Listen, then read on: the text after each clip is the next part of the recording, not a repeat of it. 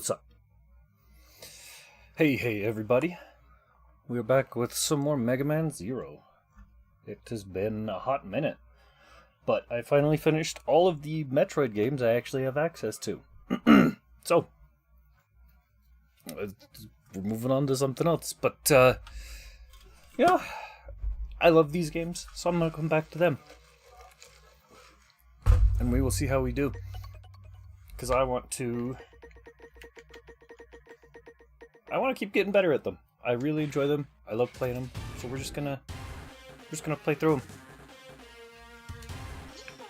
I love this game though. How are you all doing? Yeah, I changed literally every button. Oh, whoops, forgot. I want that Cyber Elf.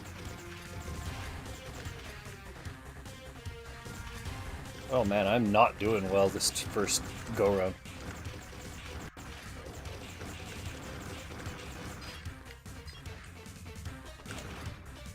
No.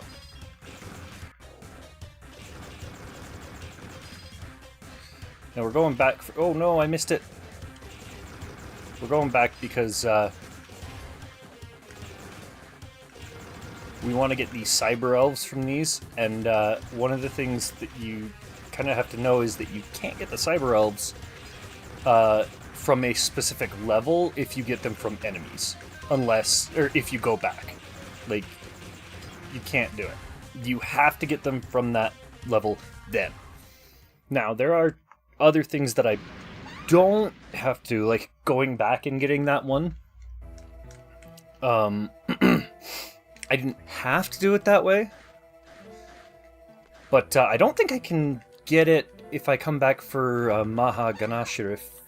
Ganesharif? I don't know how to say his name. I don't think I can come back for that. Whoop!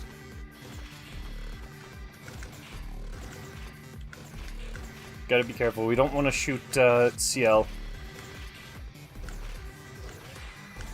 Because if she takes damage, we lose points. Whoop!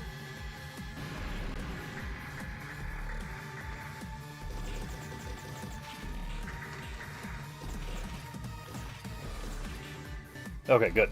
We got that. Yeah, thanks, buddy. Gimme.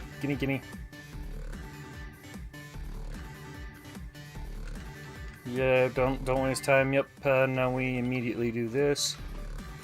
Aha! I didn't even hit her this time. I don't think either of us took damage. That's good. I would love to do this as a 100%, like a 100-point thing. So we'll see. If I can, that'd be great. That's the plan, at least. That is the goal. Hey, Star, how are you? Oh, come on! Backing up like that is what cost me. That cost me the 100%. Whatever, though. That's fine. We still got the S, and that's important. That's the important part. We're just gonna... I said no way. But we are gonna go through here. Gonna go get these Cyber Elves. We're not gonna use them. Because we lose points for that, and we don't want to do that. So now we're gonna be like focusing heavily on the Z-Saber. Because the only way to,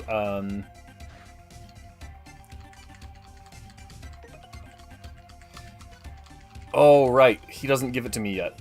He gives it after Aztec Falcon. This guy, though. Wait, what? I thought I could do that one now. Can I not? I am... Man, it's been a little bit.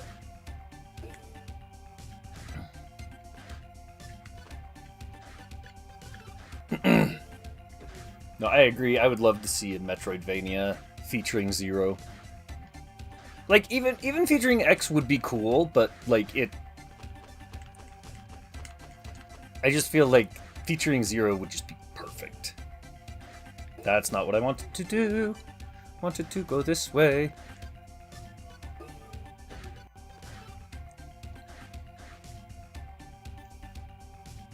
Right?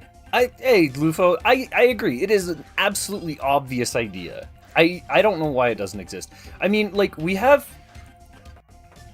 Okay, to be fair, it doesn't exist because Capcom, mainly. Like, Capcom, I don't know what it is with them, but, like, they are just letting some of their best franchises just stagnate so hard. Like... It feels like the only franchises that they care about anymore are like Street Fighter and Monster Hunter. And they care so much about Monster Hunter. Like, it is a fantastic game. Here's the thing on that. Oh. I like a here's the thing. We're just gonna go. I'm not aiming for a speedrun right now. Capcom only really cares about Street Fighter, Resident Evil, and Monster Hunter. Yeah, exactly. Which, don't get me wrong, I love Monster Hunter. A lot of fun. I don't really care much about Resident Evil or Street Fighter. They're fine. Because a big company wants to make exclusively all the money or no money. Kinda, yeah. Unfortunately. Which is... annoying. Mega Man consistently makes a little money. Oh no. Oh no. Heaven forbid. It's always a little money, but super consistent. Yeah. Woo! Hey there, buddy.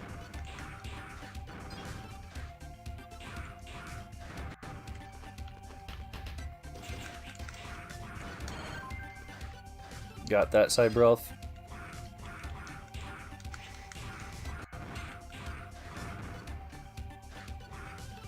But that's not all money, so they don't care. I know, I hate it. I honestly hate it. Because, like... I mean, I get it, to an extent. Because, like... Okay. Like... Okay, so I know that... There is... It's, like, really popular to, like... Yes, it is! Like, Mega Man is one of their foremost, like, if you look at Capcom games, what was the first game to put them on the map? Mega Man. Like, yes, Monster Hunter is important to them. Street Fighter got very big. Like, those ones did, but without Mega Man, I don't think Capcom would have lasted that long, honestly. I legitimately don't think Capcom would have lasted to make, like, Street Fighter 2. Because let's be real, Street Fighter 1? Did anyone care about Street Fighter 1? I don't know of anyone that cared.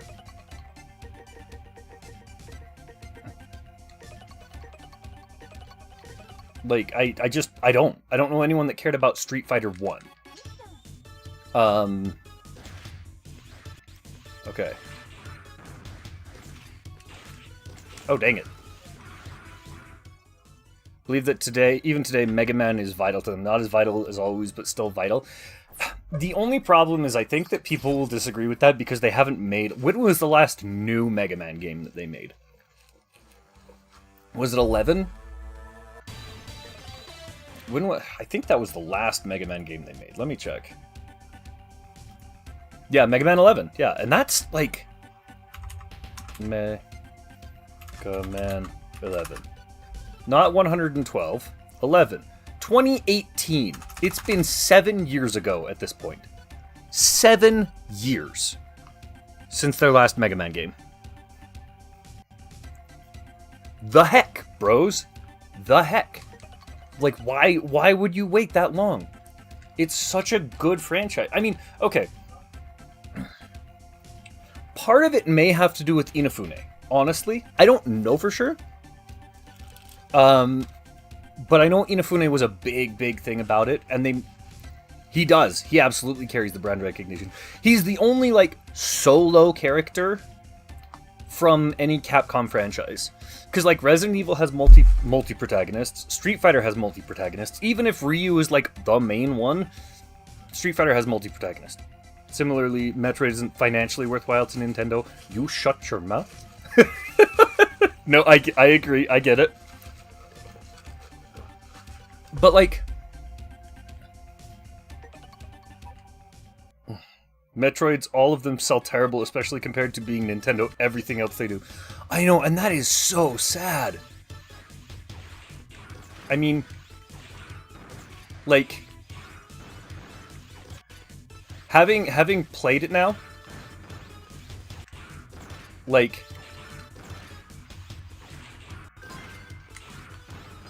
Oh, dang it, I forget how many...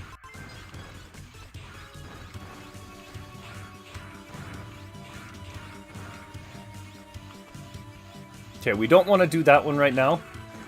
We do want to do it, but not right now. Oh, dang it. I screwed that one up.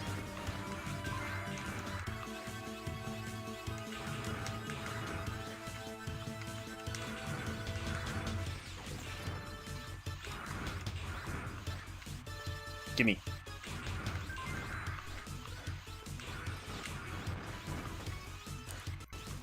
Now, I'm trying to do this the right way, because there is a wrong way to do this, in terms of,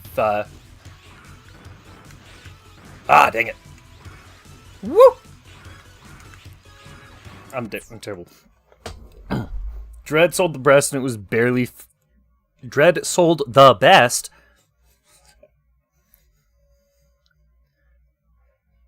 And financially, it was barely passable, which is sad. Prime 3 had ridiculous, gigantic amounts of marketing, sold bad. Why do they sell poorly? I don't get it. Oh, hey, Zero. Hey, Ghost X, what are you doing? Playing Final Fantasy IV, and man, I hate this boss.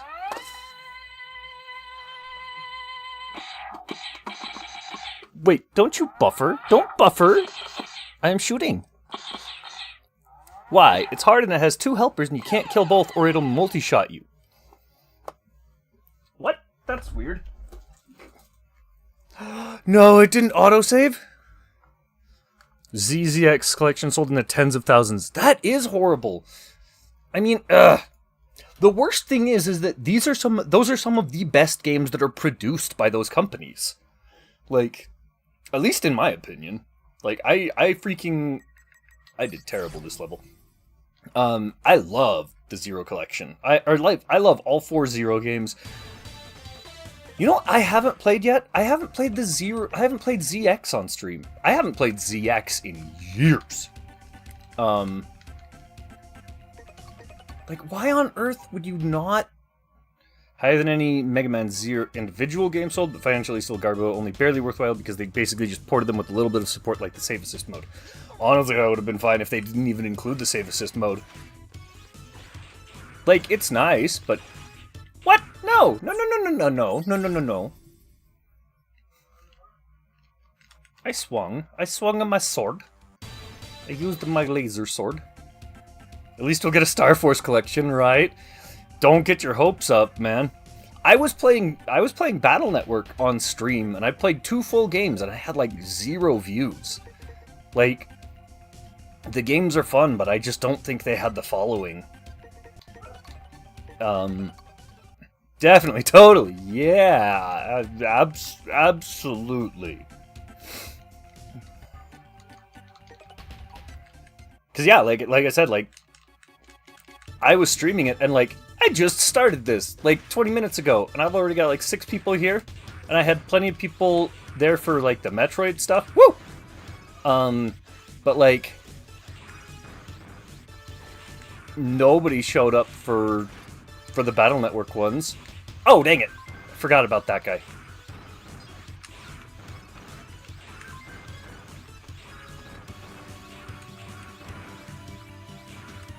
No, come here. Where'd he go? Woo! Wait, what?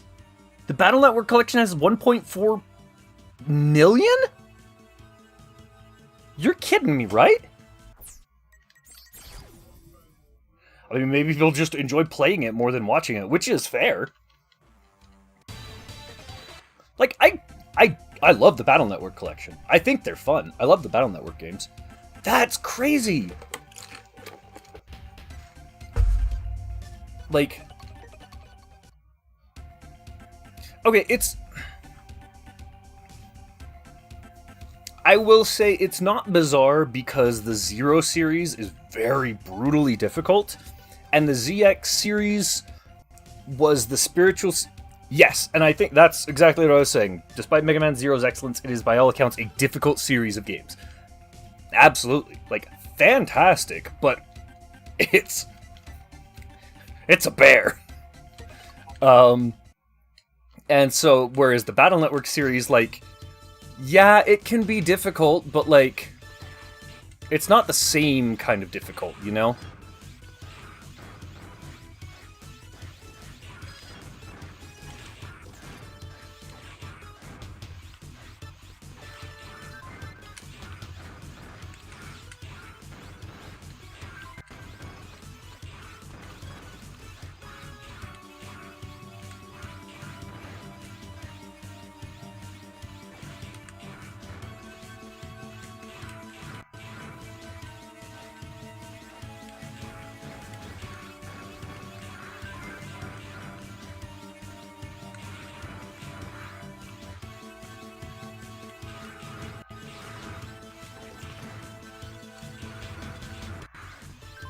Ah, dang it.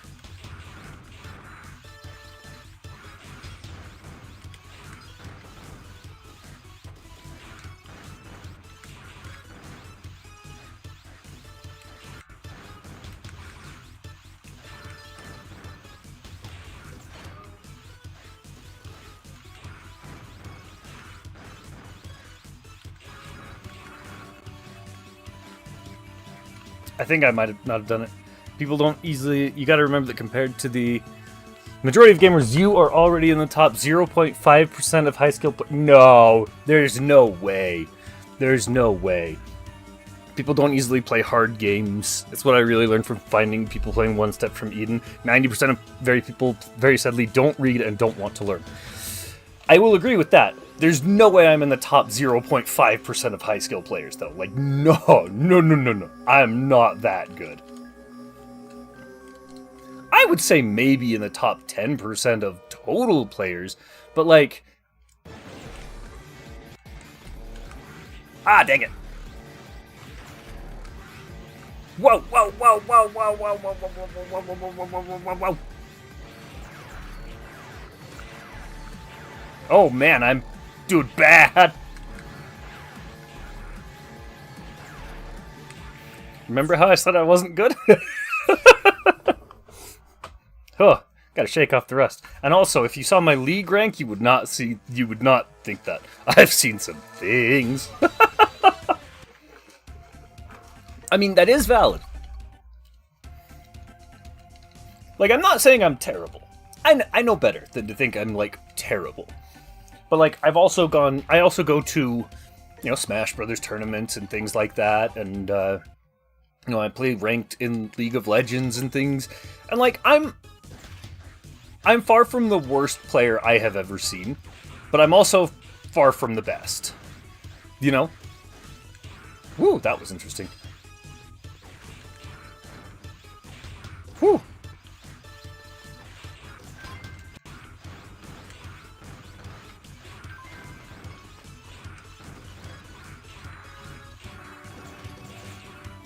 Oh, come on. That should have killed it.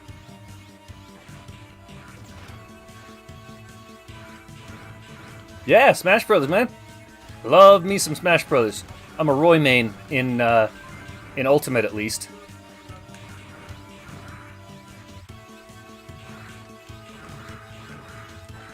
Oh, dang it.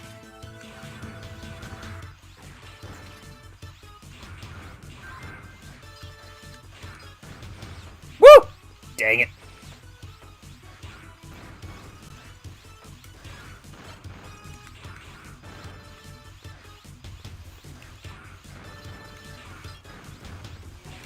Oh, dang it. Doing so bad.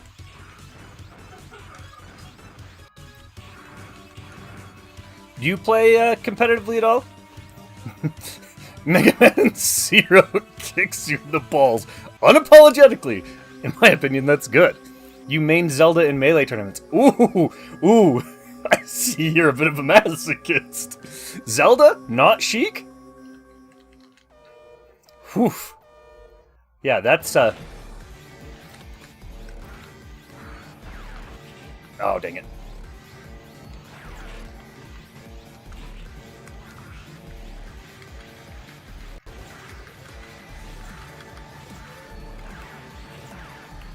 Dang it.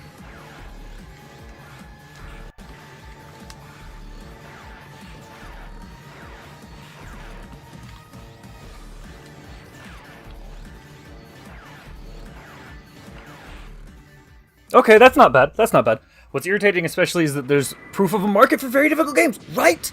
Right? I made Mega Man and Sonic in Ultimate, meaning you can tell I don't play competitive because I know they suck. No, they do not. At least not Sonic. Sonic is actually the best player in the world right now, I believe, main Sonic. Mega Man has never really had much of a showing competitively, but I would intentionally never switch. So not only was I slow and floaty, I was also missing a move. Yup, basically. No,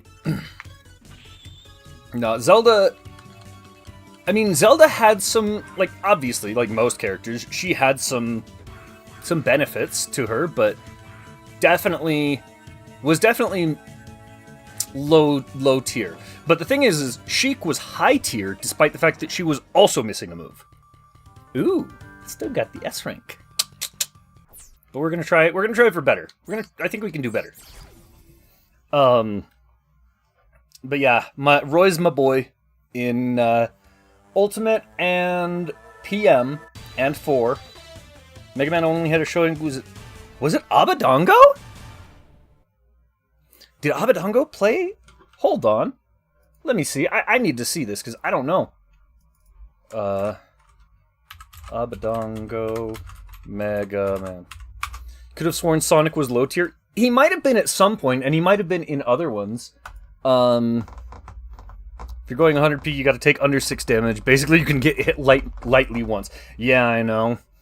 Let's see. Bayonetta and Mewtwo in Smash 4. Brawly was Wario. Let's see. Best Meta Knight player of all time. One of the best, if not the best, Samus, Wario, Palutena, Inkling, and Pikachu players in Japan. Wow. Let's see. Did he ever play Mega Man? It doesn't have him listed. Oh, Kameme. Oh, yes. Okay, I do remember Kameme. Abadongo was... He did have Mewtwo. I don't... Melee main is Jiggs. Brawl is Wario. Olimar and Falco in Brawl. Bayonetta and Mewtwo in Smash 4, as well as MK, Rosalina, and Luma. Wait a second! He mained Wario in Brawl when Meta Knight was a thing, and then he picked up Mega Man, or Meta Knight in Smash 4 and Ultimate? Weird.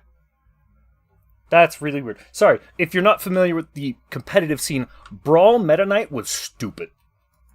Kameme's Mega Man slapped. Oh, I feel like I remember watching his Mega Man, and it was pretty gross. Let's see. You know, let's do it. Let's do it. Let's go back, and we're gonna try for another. We're gonna try for 100 points. I've done an S rank all the way through, but I haven't done. Okay, it was a segmented S rank, but it wasn't. But it was S rank all the way through. But we're gonna go for 100%. This is gonna suck. I'm gonna be so bad. But yeah, like, hold on. Oh my gosh, no. I have to change literally, but yeah, there were many Brawl tournaments where Meta Knight was banned, because if you actually, like, look at the numbers, like, Brawl Meta Knight had, like, one of the highest win rates. Like, half of the tournament winnings went to Meta Knight in Brawl. It was actually gross. Oh, dang it. I screwed up. Get down here. Thank you.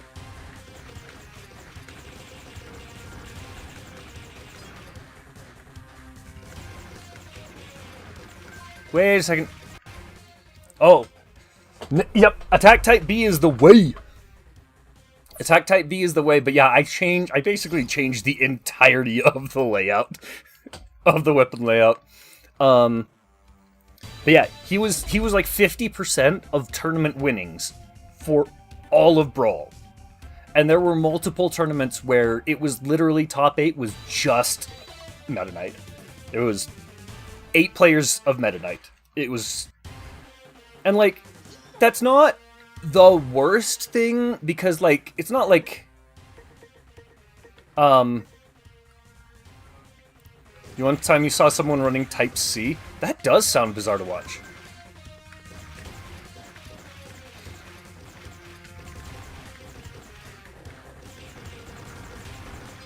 I mean, I'm not gonna say it's, like, bad, but, like... Oh, good, I got good RNG on that one. Oh, that was close.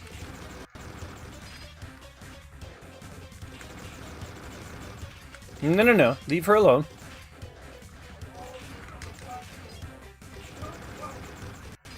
Okay, there it is.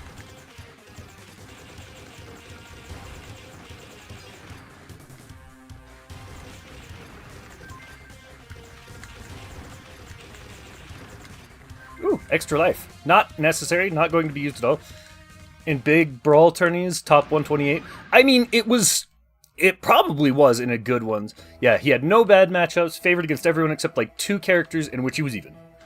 And I don't even remember who those were. Do you know Melee is kept together by the development equivalent of duct tape and hope? Oh, 100%. Only Type B lets you charge 2 weapons at once?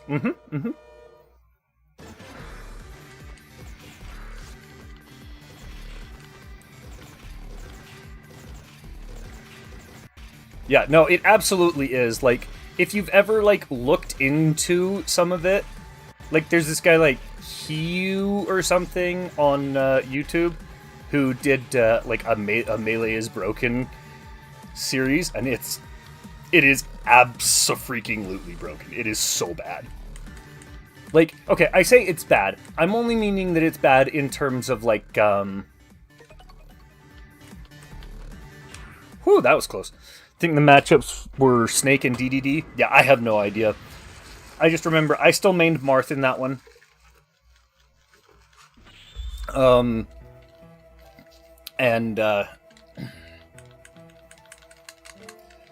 what else?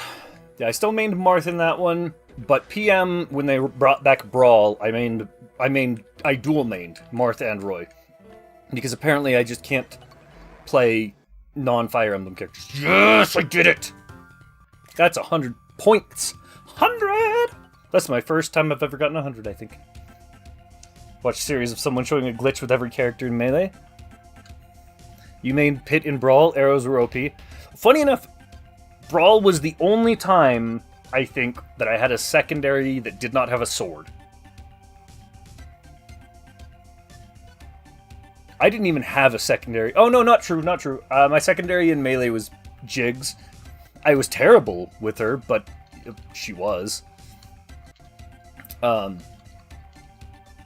mean, there were plenty of glitches in Melee. Not everyone had a glitch. I mean, not everyone had a character-specific glitch. I'll put it that way. Because, like, Roy didn't have a glitch that I know of. Roy had... the closest thing that Roy had was he had an Oko against Jigs. If you were, like, on a platform and you did your up B, but you reversed it, because Roy's up B is a multi-hit, and it always has been.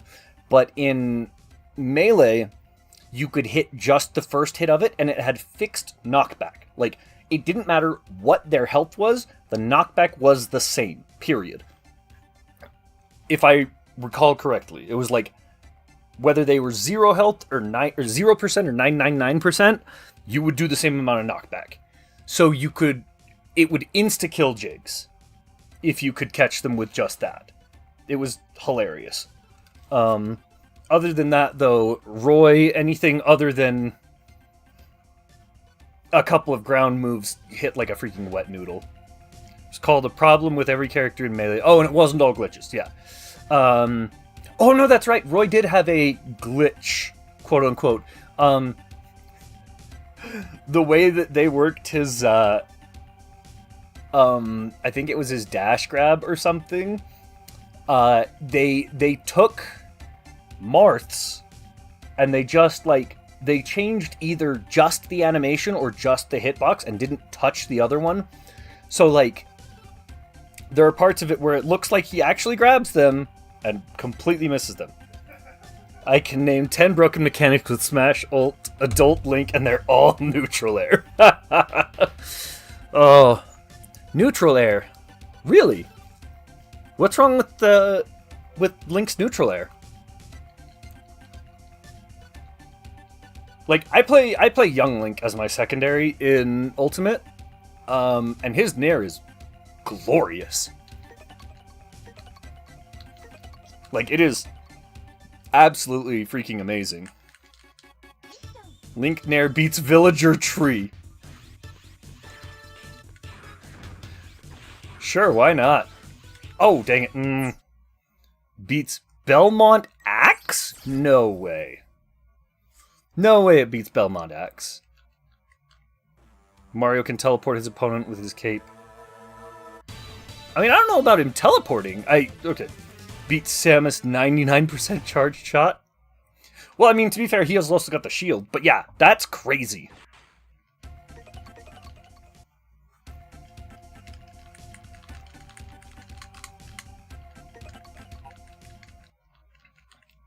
Are those broken mechanics, or is it just priority on it? Not 100% charged, though? I mean, still.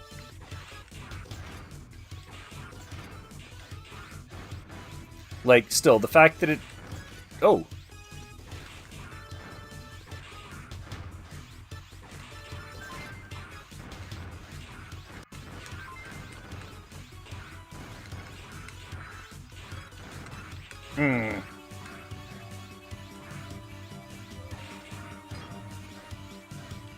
Ah, dang it, I forgot that one. I thought that was a dude there. Everyone, like in Ultimate, everyone's Nair is great, but yeah. Can also shrink Yoshi to the size of a pixel with Kirby. Okay, so it's good broken. I mean, hey, nothing wrong with that. Like, I don't think Young Link's is that good, but it is the fact that it's got a lingering hitbox, as well as a sweet and sour spot, which are both fantastically useful. Yeah, it's lovely.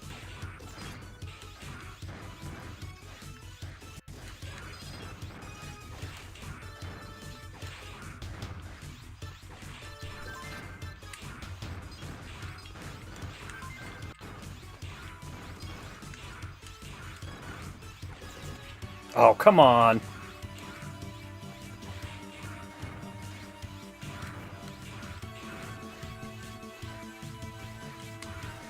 Woo! Woo! Ah, dang it. Nope. Took too much damage. I am very rusty at Mega Man Zero. Like, I love the game, but man, how long has it been since I played this? Oh, 01? Let's see. Before I started the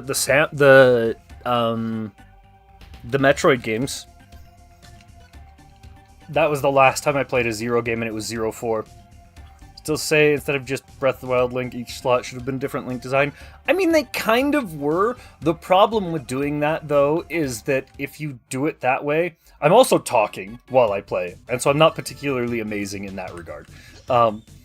The problem with doing it that way is if you try... It depends on how much you try to change their design up. Like, oh my gosh. Yeah, that was just bad. Because, like, you need a consistent character. And Breath of the Wild Link is the only one who can use those remote bombs. Like, nobody else has them. So, you would have Ocarina of Time Link with remote bombs. You would have, Link to the Past Link with remote bombs. And which they kind of did. They kind of did that. But also with with the way that they were trying to do it, Ultimate was one of the only Smash games. What was that? Hang on, I'll be right back.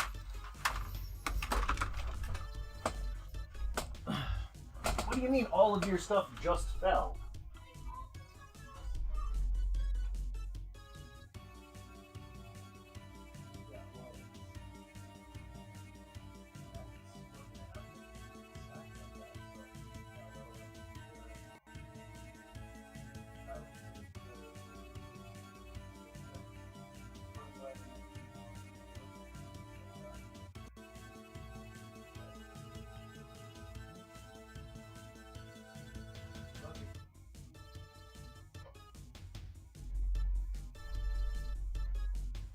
Sorry about that. My bunch of stuff in my son's room just fell down. Everyone's okay. Nothing. Nobody got hurt or anything. But yeah.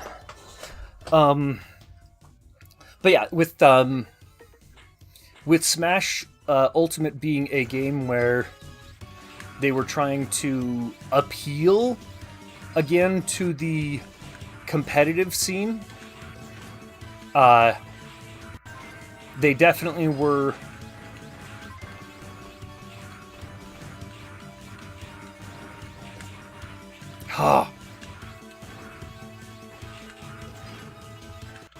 Oh my gosh, I'm so bad. I'm so bad. You want Link to swing Megaton hammers down B. I want a version that dual wields fire and ice rods. I want a Link that uses his stuff. Give me the oh my gosh. Give me the magnetic gloves, give me the spinner, give me the obscure crazy items. See, also Ganondorf needs a full rework. I recommend they take his full current moveset and give it to Black Bull from F-Zero. Would actually fit him great. I mean, I could probably agree with the rework for Ganondorf. I mean, let's be real. If we look at Ganondorf was just a clone of Falcon. It's just a slow Falcon. From Melee. Just a slower Captain Falcon. So, yeah. Changing him up would totally be... That wasn't what I wanted. No!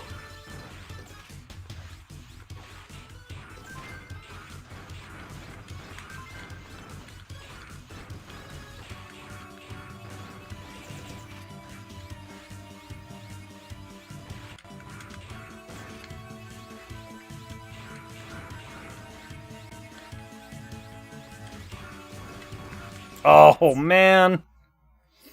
Link to the Past, Zelda, a Phantom anyway? What do you mean? They did do some good stuff with Zelda, I think. Giving her that soldier in Ultimate. And yes, I'm very, very, very, very rusty. And I've never been. Taking 1 damage is fine, can still 100p. Oh, really? Oops. I gotta be honest with you, though. I am very easily tilted when I'm doing something like this. So even if I take damage, it's very likely that I'm going to take more damage shortly after.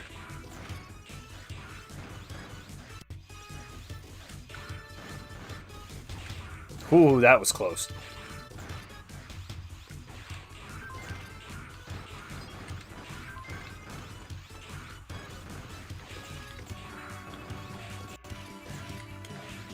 What?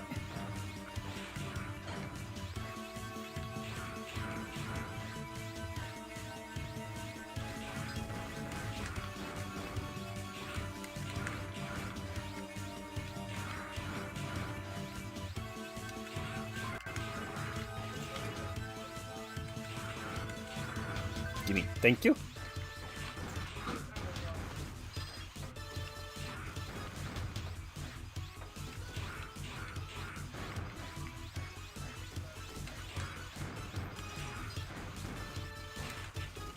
Dang it.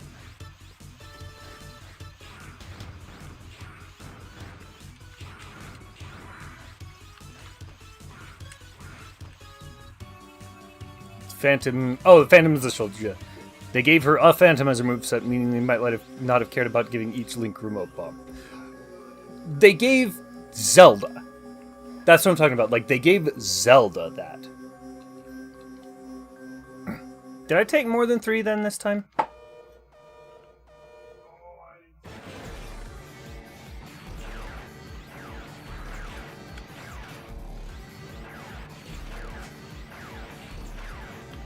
Ah, dang it.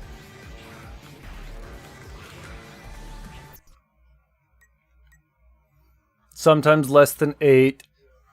Depends on the game. 3 or less damage and 100 feet. Yeah, I think it doesn't it depend on the game?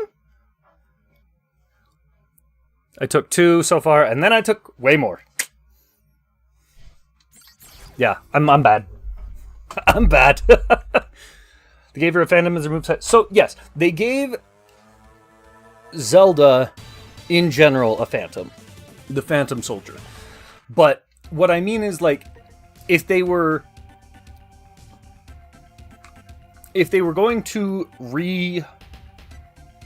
dress up each of the Link costumes as a different version, in order to keep the character consistent, they would have to give them all remote bombs. Which is fine in terms of gameplay. Oh no, did you miss the end of Dread? Were you not here on Saturday? Yeah, I ended up playing it on Saturday. Because it was my birthday stream. Even though it was not actually my birthday, it was the day before my birthday. And this is the day after. No! I'm terrible. Wish they gave more characters actual alt costumes. Was looking forward to the final boss. Might still be live. Do I have it as a VOD? That final boss was fun, though. Do I have the VOD? Hold on, let's check and see if I've got a VOD for it. Let's go to channel. For some reason, Twitch has stopped, like, saving some of my VODs. I don't understand why.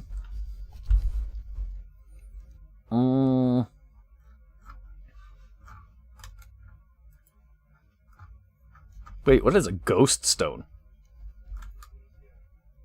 It's the best final boss in any Metroid?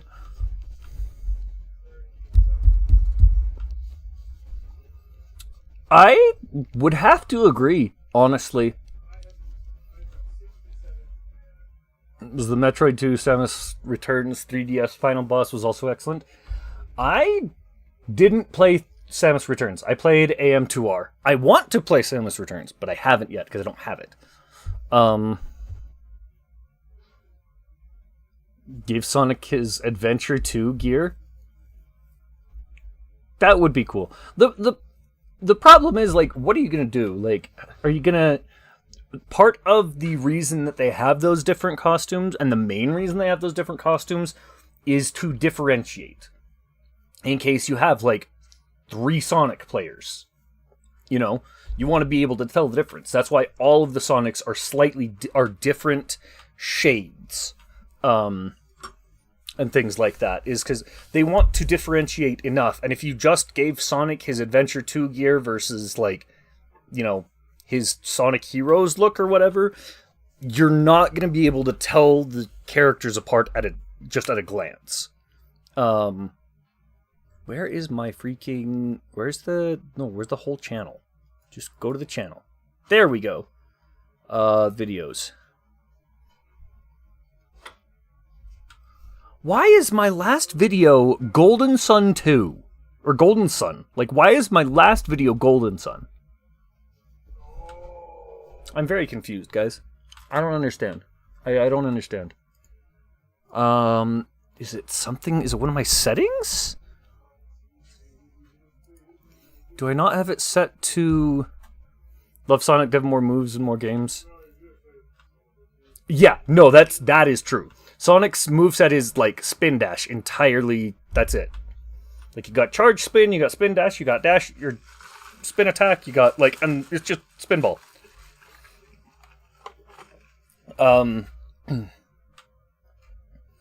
I actually wish his still keep the different colors even if Sonic's just says blue. So some characters I don't really feel don't change so much. It's true. I mean, what are you gonna do with Marth? Like, he only exists in like 4 games, and in each of those games, his costume's pretty much the same. So much so that you really couldn't just swap it out. You couldn't just swap it out. Let's see, channel and videos. No, I want videos. Why are my videos not... Why are my VODs not going through? Oh, it might be on YouTube, though. I think it's on YouTube. Let me check. YouTube.com. Hyrule Warriors count as a game Martha's in. No, he's not in Hyrule Warriors, I don't think. He is, however, in Fire Emblem Warriors, and that counts, yes. Just saying, like, keep the color, but also have the different gear sets. Heck, one of his skins kind of does this. It does a little bit, yes. Oh yeah, I'm live on YouTube. Let's see. View my channel. Yes! Streamed a day ago. Oh, I guess, yes, technically I did finish it then. Yeah, so, if you want to see it, I do have it live, or I do have it on, Oh, yes, Fire Emblem Wars. Okay, no, you're fine. I know what you meant now, but yes. Because it is different, and it is frustratingly so, to be honest, at times. Wait, where did my Stream Manager go? Hold, please.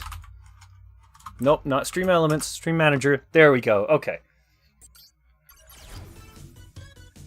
I'm so bad. Anyway, yep. Okay, let's get back into this. Ravenbeak was an absolutely sick final boss. Oh yeah. Because, like, I mean, final boss of Zero Mission, Mecha Ridley, okay, it was cool. It was really not... I can't say it wasn't hard, because it was difficult, but it was difficult because it required precision, not because it was a complex fight, you know? It's just like, oh, I've got to shoot missiles into this little teeny tiny spot here. Cool, that's it. That's the entirety of Mecha Ridley, or Metal Ridley, or whatever you want to call it. Ridley 2, Electric Boogaloo. Super Metroid, like, Mother Brain was a kind of fun fight, but it was also not like...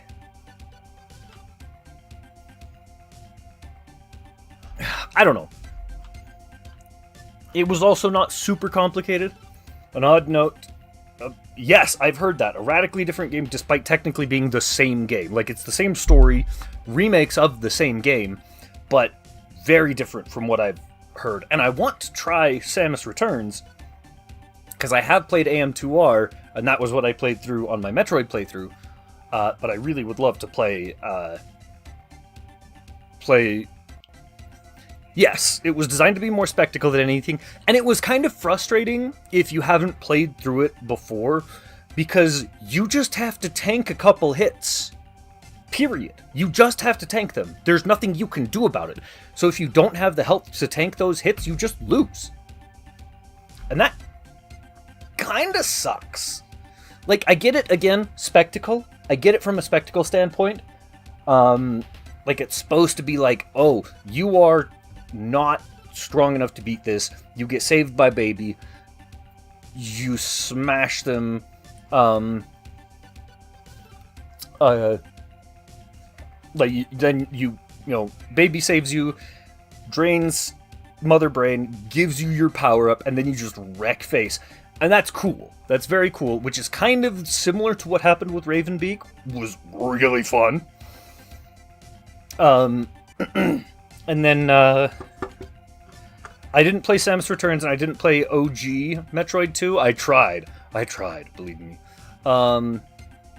Yes, Fire Emblem Lyn, Golden Sun Isaac, absolutely those two. I haven't played Disgaea, so I wouldn't say, but yes, Lyn and Isaac would absolutely be in for me. Technically, Golden Sun isn't in yet, but I would love to see him in. Fire Emblem... Okay. Fire Emblem, it depends. Because if it was characters that I like, it would be Lyn. I love Lyn. She is my favorite Fire Emblem, like, Lord character.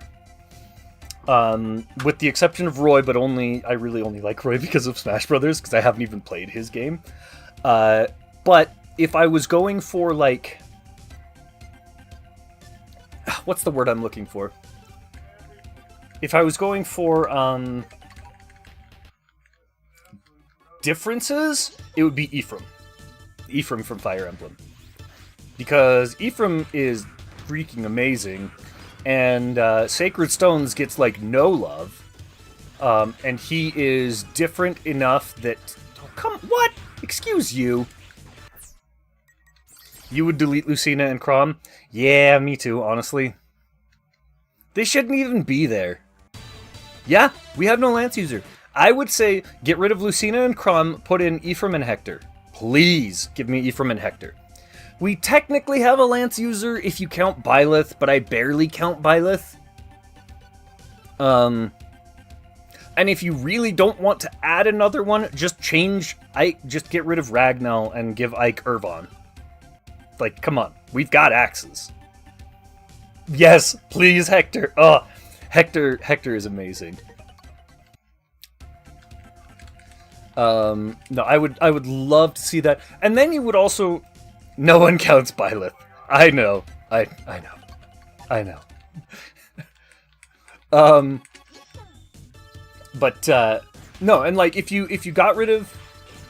Like, that's one of the biggest problems, is that people hate on Fire Emblem because it's like, oh, it's all sword characters, and it's like, I mean, is it though? Like, yes, there's a lot of them, but it's not all sword characters, it is mostly sword characters.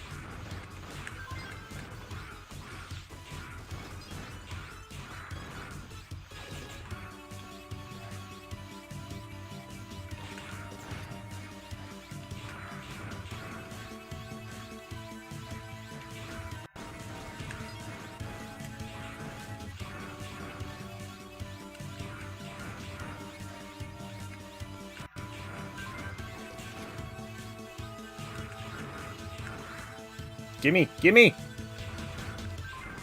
Thank you. Oh, that was not nice. Freaking out of nowhere.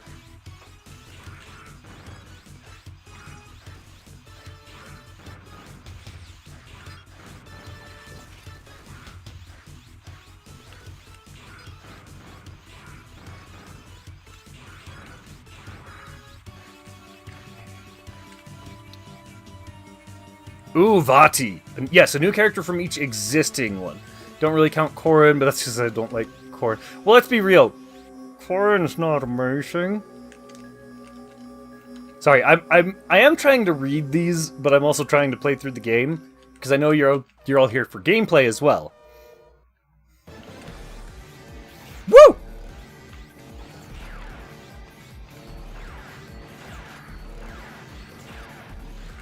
Ah.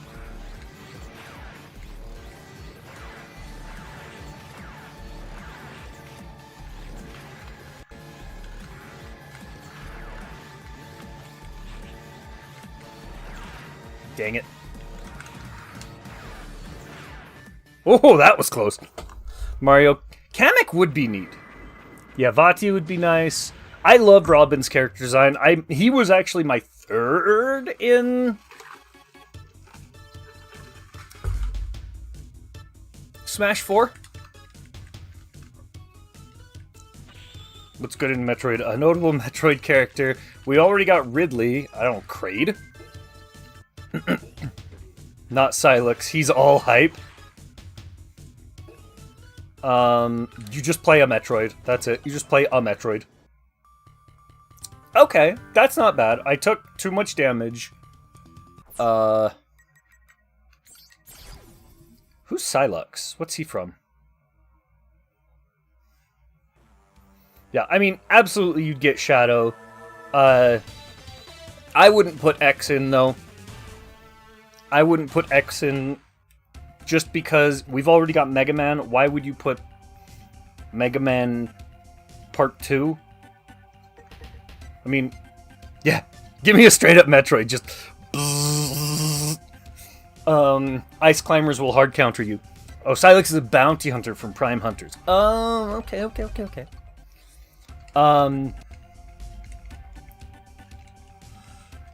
Like, obviously, he was very popular as far as Prime Hunters is concerned. He's returning in Prime 4. Ooh, nice. I mean, like, you all know I would want Zero in instead of X, but even if you, the difficulty is that with X, Mega Man, or even, like, Proto Man, like, you're just gonna be dealing with a differenter Mega Man. Like, it's just gonna be Mega Man with extra steps. I mean, even Axel runs that same risk.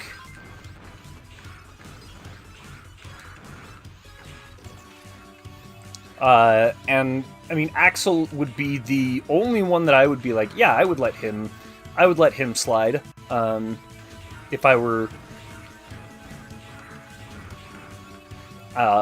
like, okay, yeah, we need a new gun Mega Man character. Woo! That was close.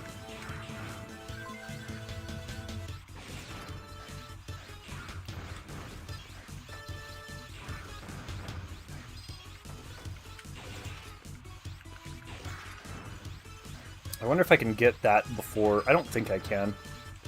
Woo! Oh, come on! Come on! I'm terrible. Yes, I know. I do know about that. Because he was so gross in Marvel vs. Capcom 3. Zero's top tier in every game. Yeah, he's Zero. Of course he's top tier in every game. Like, he's Zero. Like, there's nothing else to say about it. Like, ah!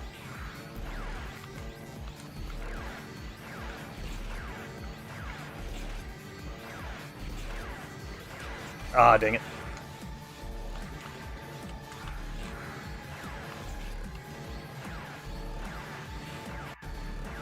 I screwed that up. Botched it bad. X would be made different enough, especially if you give him a charging gimmick or something. I mean, sure, you could.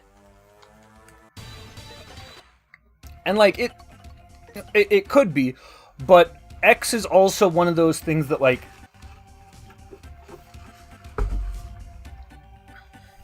I mean, to be fair... They also have Link, Young Link, and Toon Link, so there's nothing stopping them from putting X in. Like, that, it could work. They could do it. And they're basically the same. SNK Chaos, Tatsunoko vs. Capcom, Onimusha Blade Warriors. Wait! He was top tier in Blade Warriors? I sucked as him in Blade Warriors. Marvel 3, I do remember him in Marvel 3 and Marvel Infinite. I sucked as him in 3. I was better as him in Infinite, but I couldn't do the lightning loops in 3. I was not good. Zero's always top tier, it's super consistent. Because he's Zero, man. There's a reason my name is Zero. It's because of that guy. It's because of that guy right there on the screen. He's one of my favorite, like, characters in media. Like, he's just... so cool. I mean, his games are super fun. He's fun to control in those fighting games and stuff. Like, just like, oh, I love how smooth this game is. Whew, that was close.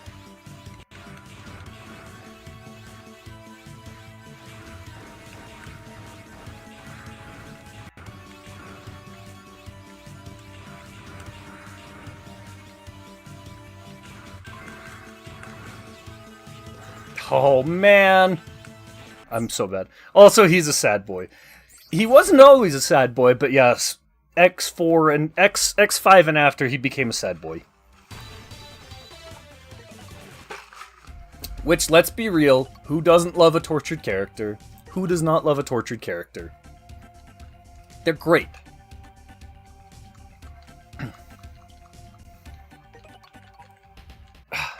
Sorry. Hand is itching like crazy for some reason. Misha! Oh, no, no, no, no, no. I botched that super. And X5, yeah, Iris dead, sad. Though I gotta be honest, I ship him with Layer more than I did with Iris.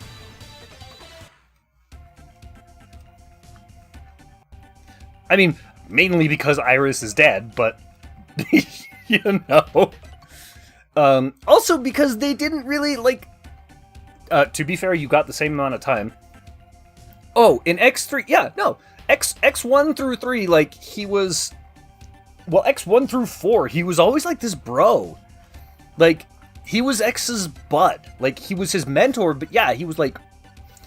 friendly rival, like, best friend kind of thing. Like, he was...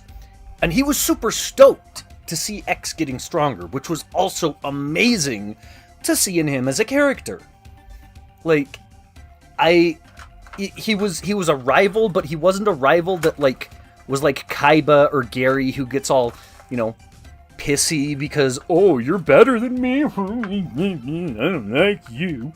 Like, nah, he's like, yeah, he was more serious because X wasn't as proven, but he still, even, like, at the end, he's like, hey, you could, I mean, even at the beginning, he's like, you can become as strong as me. Like, if you've ever seen Ego Raptor's sequelitis about it, where he's like, yeah, given time, you will become as strong as me. X2, he spent most of it dead, and then was very smug at the end. Yeah, he was. But for good reason. Yeah, X3, call me if you need me, buddy. And then, you know, he gives you his saber at the end if you play through it the right way, which you play through it the right way.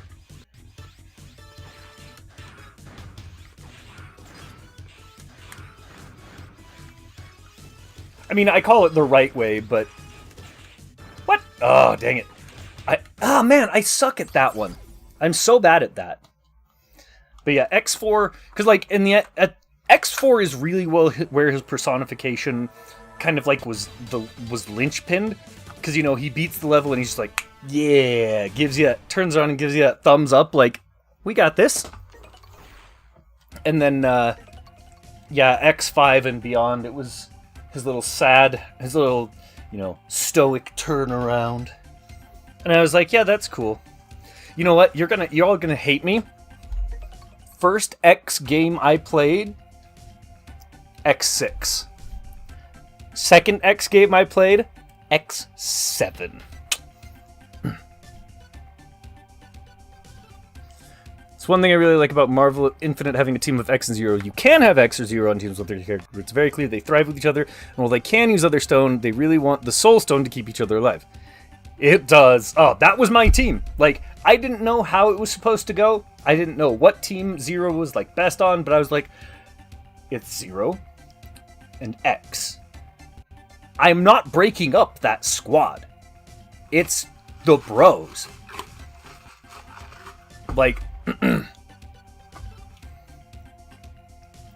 like, Zero keeps X, like, focused and moving forward, because X will get analysis paralysis, as X7 has shown.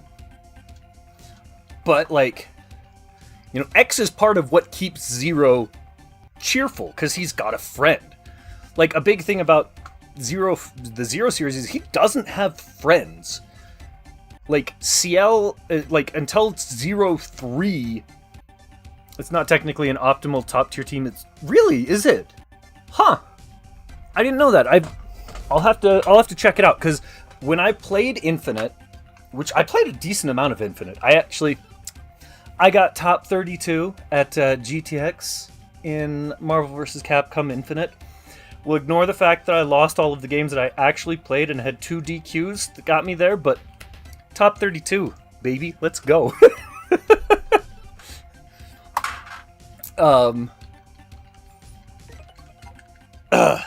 But no, I'll have to... Because when I was originally looking at it, I was like, I did not know what I was doing, and like that, like I didn't know what I was doing.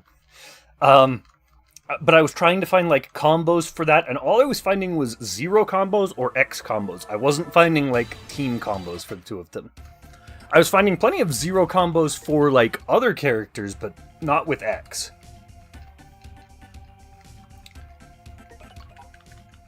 Okay, let's try really focus this time.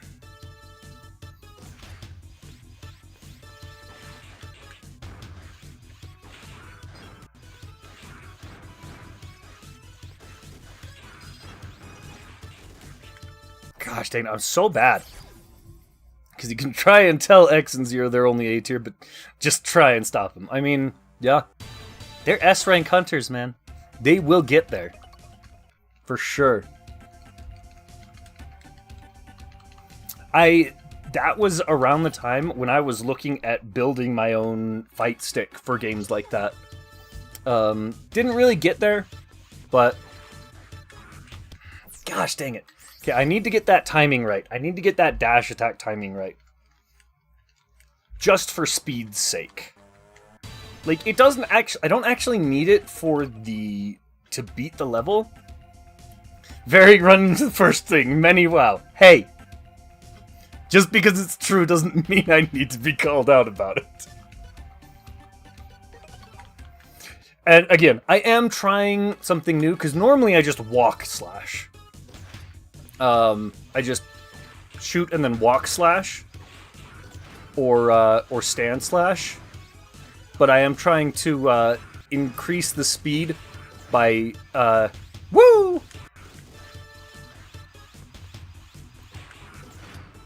By including the dash slash in there. It's only one.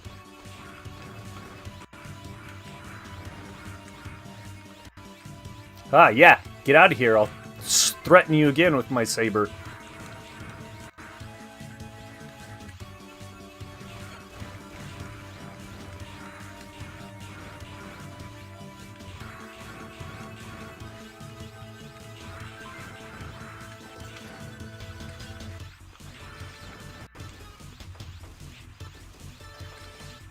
Oh my gosh! I legally am allowed to joke of it because of how often I run into that thing. And also every spike roller. Spike rollers are the worst, man! Like, I hate enemies, just in general, that just hurt you by existing. Because, like, I saw it said once about Goombas in Mario. It's like, yeah, they hurt you if they run into you, but so do 18-wheelers, and you don't see anyone, like, going around just taking them out regularly. Like, well, yeah. But the spike rollers are also way fast.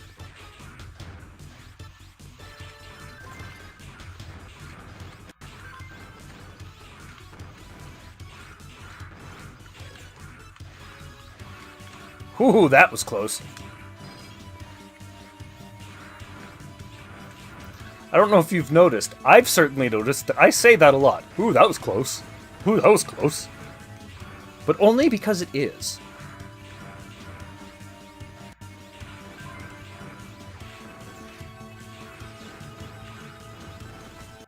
No, stop that! That's not fair! You can't just drop something off me from off screen.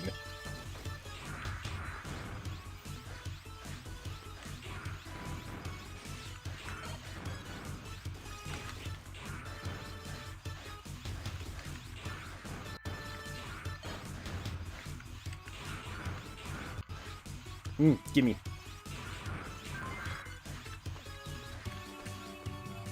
Playing F4. Yeah, why do they have 5 HP? They have just enough that you can't, like, get them with one hit. They have just too much. Oh, you got him back? That's good, Pixel Knight.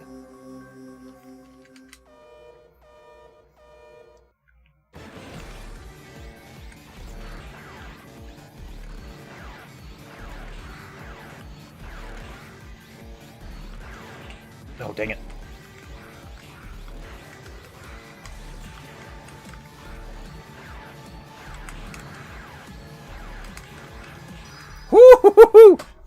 You tried Helmbreaker to one-shot the spike rollers? No, I haven't. I didn't know you could Helmbreaker them. I'm also terrible at Helmbreaker, honestly. I'm really bad. I want to get a Pro Controller with an SPD pad. SPD pad was amazing. Oh man, 7 damage. 7 damage. That's not bad for me. I mean, it's not good. It's not enough. It's not perfection. Believe in yourselves and the power of friendship. I do. I believe. You may have noticed there in Mega Man Zero 1 you have to slightly delay the second slash by a couple frames of the first slash. Invincibility stops the second slash from working. Gotta be honest, I did not know that. But that is good to know, and I will try to remember that. Because yeah, my second slash missed him and I was like, what? It's a Z1 unique issue. I was gonna say, I don't remember it happening in any of the other ones. But, yeah. No, this is very much like Metroid. This is one of those games where it's like, this is not a long game or a difficult. Okay, I was gonna say it's not a difficult game. It is a difficult game, but it's not a long game. And part of the reason it's not is because part of the fun that comes from it is like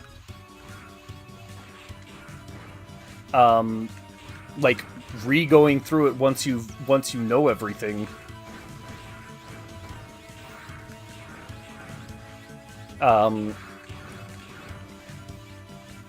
Now I don't know if you know this, Lufo,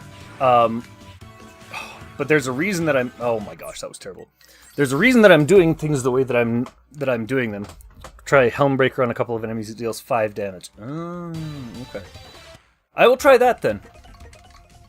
But, ooh, actually, probably not. So, I will explain to you why Helmbreaker might not be the optimal move there. Depending. In what I'm doing, SPD pad was the best Power Ranger season. Okay. It's to encourage pre-firing, I suppose. Yeah, I mean, that's what I'm doing with it there. But I'm gonna try something, and I'll show you something real quick here. Because there is technically.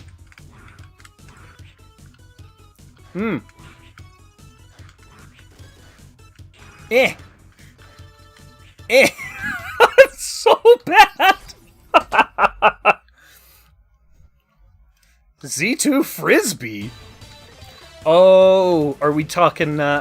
You were going only shield boomerang? That sounds terrible.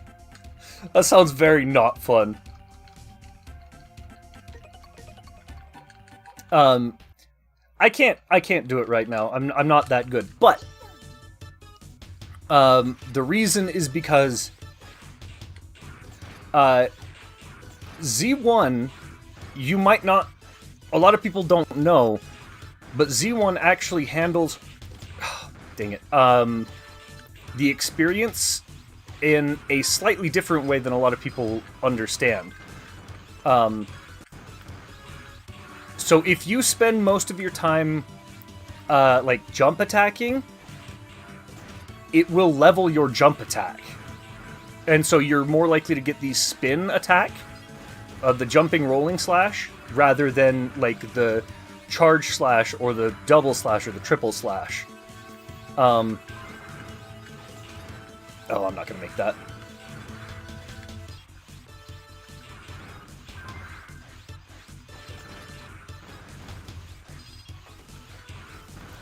Which, you know, is fine if that's what you're going for, but for me, I want the multi-slash and the charge slash first. Woo!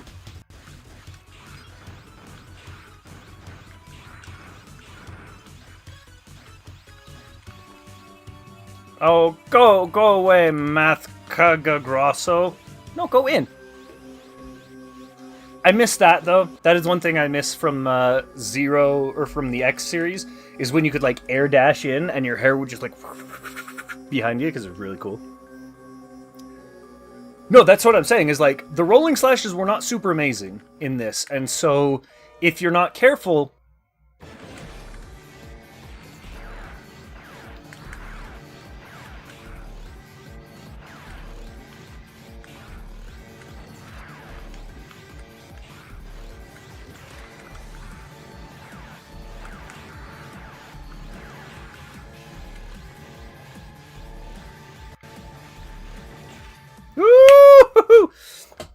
Airspin is learned so early it's completely unavoidable.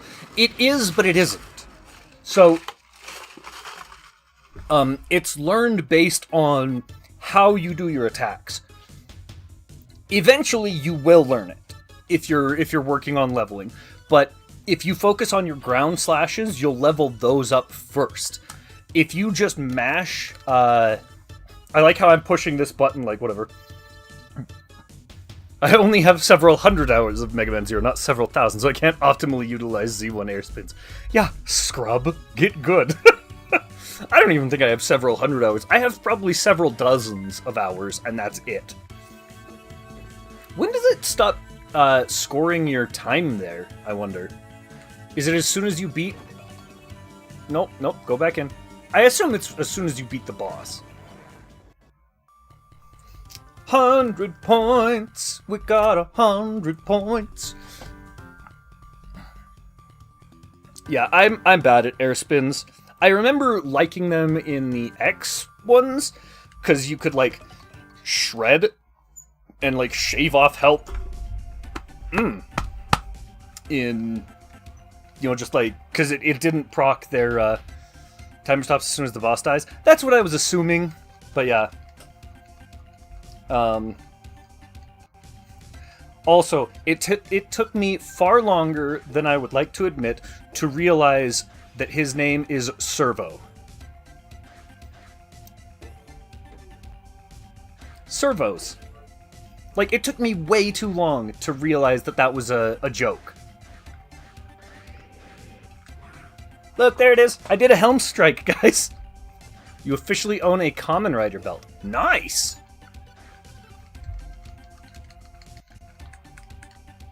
After the 3 elemental golems bosses, room to walk through the game doesn't count any time for? Really? That is... I did not know that. How much do I have? I have 140. Do I need 150 or 250 for that guy? I forget. Either way, I don't have enough. Yes, I'm interested in what you have to say.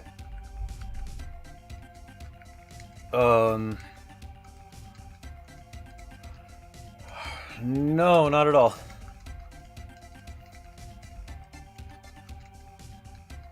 Yay, Cyber Elf! Oh, right, I gotta get this one. I also am a collector, so nope, that's the wrong one. That's the wrong one.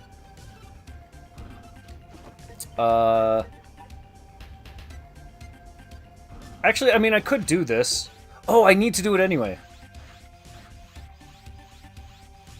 But I think I need to go the other direction. Because I don't know if I can make it this time. But yeah, so if you do your air jumps and like, or your air jumps.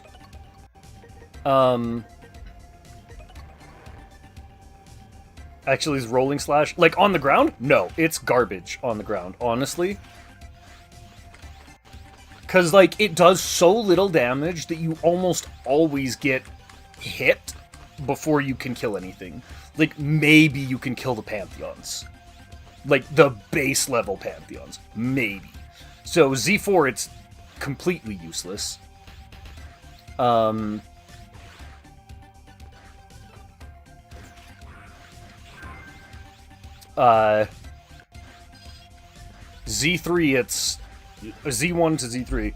Guess I never actually used it in any games. Yeah, so it's good in the X ones because it allows you to the jumping one is good because it allows you to shred without proccing iframes. But I'm pretty sure in this one in the Zero games, it procs iframes as soon as the first hit. Now this, I always forget where enemies are.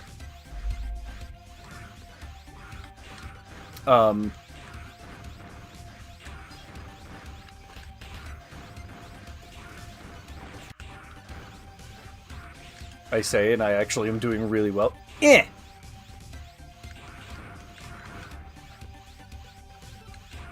Pantheons have 3 or 4 health. Yeah, so like, you can't kill anything with it. So if I keep doing this, like ground attacks, I will level up my charge slash and my triple slash, I believe, before I even get... Yeah, see, there's my third. So you get your third even before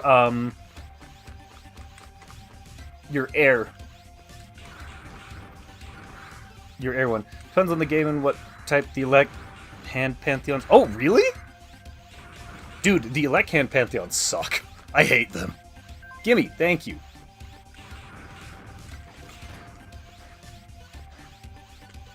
Give me that.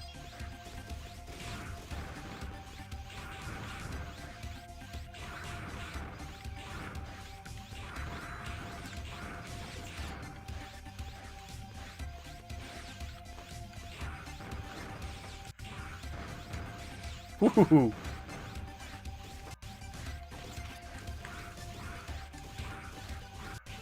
What?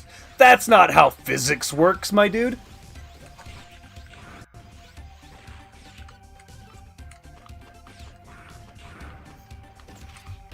Yes?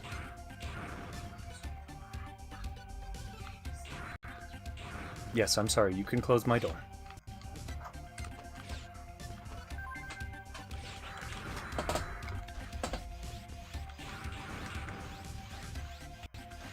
Wait, what? All Pantheons can be killed by ground rolling slash except for Guardian Pantheons and the punching ones in Z3? Really? Okay, I know a lot of people aren't well versed in that. Because a lot of people just assume that all hits are created equal in 0-1 in terms of experience, and they don't realize that it ground ruling slash deals 3 damage. Oh, okay.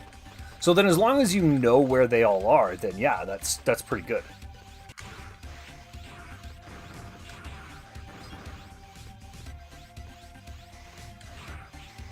Ah! Yeah, everything is like trying to get you to pre-fire, which is annoying. Oh my gosh, get it, thank you. So bad.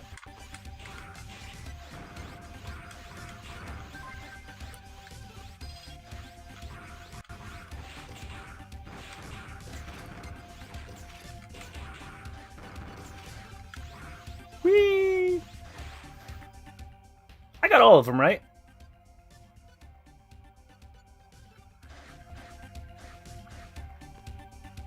Let's see. Let's see how many I've got. Because like I said, I like doing 100%. So we're just going to check real quick.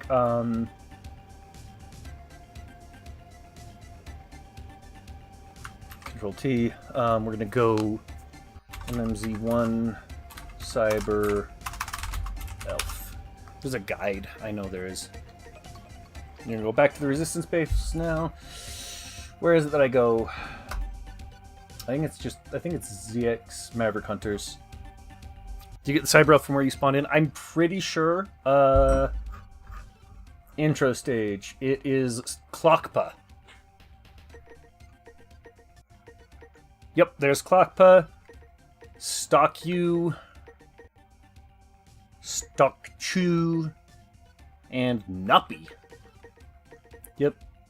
Resistance base, we've got B-Voice, Furef. Some of these names. Oh wait, where's Furef? Oh, Furef, I need to give the ones. Yeah, I got him. Lippy is the gate. Clocka is Andrew. I need the 250 to give that other guy. Disposal Center, I should have Bursky. Yeah. Giref. Yup. Mippy. Yup. Gibber. And Clockpoo. Now. I love their names. Yeah, how many, Oh, 240. Or 204, rather. Okay. Apparently, like, just dash jumping is the fastest way to go. You're apparently very slightly faster. We're gonna process data. We're gonna save real quick. You're very slightly faster if you do it that way. Destroy train. Okay, I do not remember this one super well. Like I said, again, I'm quite rusty. I know I don't need this, but I don't care. It's there.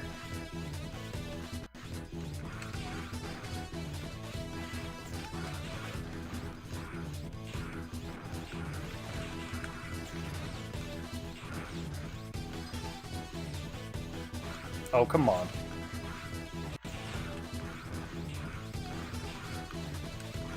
Ah, I missed.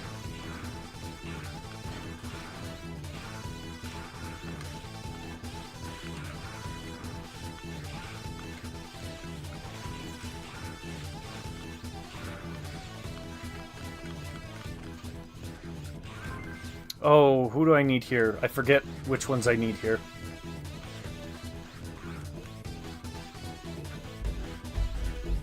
I think I missed one already.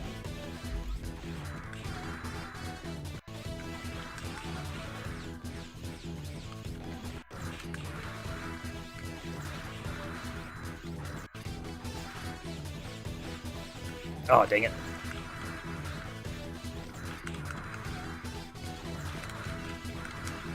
I'm terrible. Terrible. Terrible. Telling you. Roller robots. And so yeah, roller robots. That's the only one I need here at the beginning. Okay.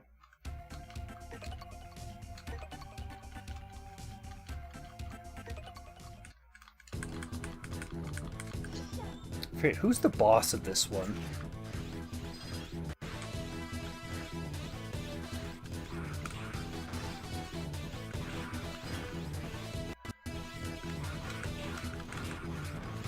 Oh, also, one thing I wasn't aware of is that different attacks give you different levels of experience. So, like, if you kill an enemy with that third hit, you get, like, 3 experience as opposed to only 1 if you kill them with the first hit. That didn't happen. I was just making sure you all were paying attention. Ugh.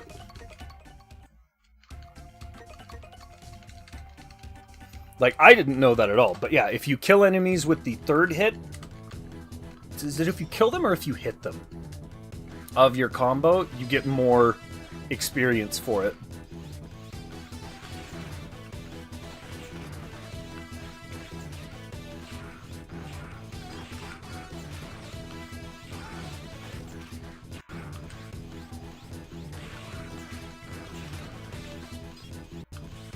I think you're right. I think it's 1, 2, 4.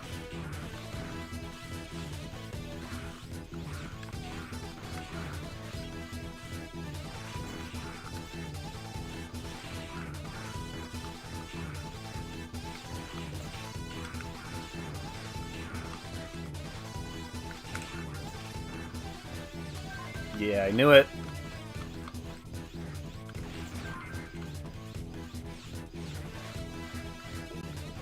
It's on hit? Okay, okay. Yeah, I thought on hit.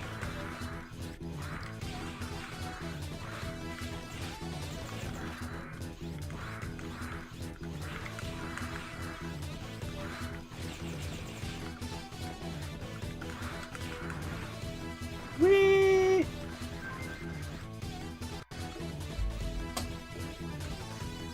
Okay, I've taken 2 damage, I think. Is it? Oh no, the truck have started to move. I know there's like no translation issues, or at least not many. But like that is the thing that always gets me.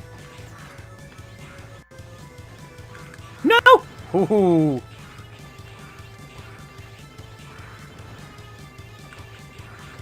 Yeah, I hate those guys. Those guys I have a hard time. You think Zero being sad regret boy is part of why he spent extra energy on Nesian Z4? I would agree. Like, obviously in Z1 he doesn't have that because he doesn't have his memories, and part of Z2. But yeah, definitely Z4 he spends a lot of time on Niche and Craft and that whole situation. Oh, no, no, no, no.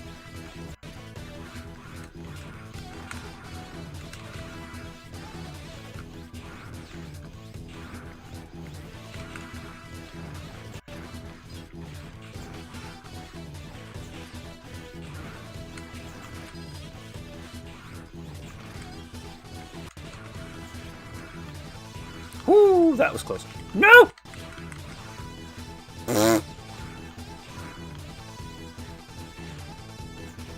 Where'd it go? Where'd it go? Need one more. Dang it. Okay, I've almost taken too much. Just basically got done with put down and ignore Elpizo, and that went so terribly. Yeah, he was kind of a... Like, let's be real, like, Elpizo wasn't a super chill individual in the first place. Ooh.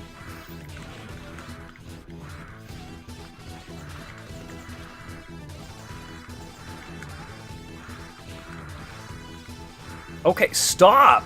Jeez, this guy.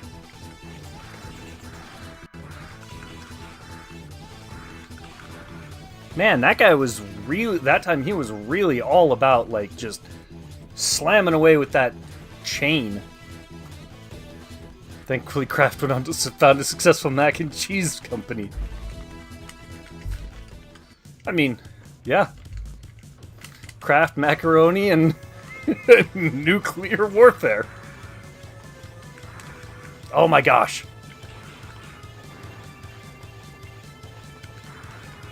Oh, I'm so bad at that positioning.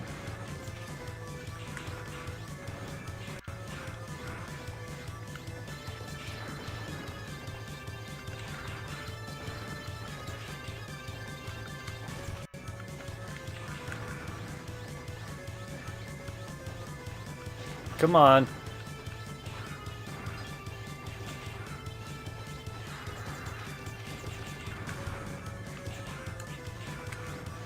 I'm pretty sure that was, woo! Too much damage, but I think I need one more of those.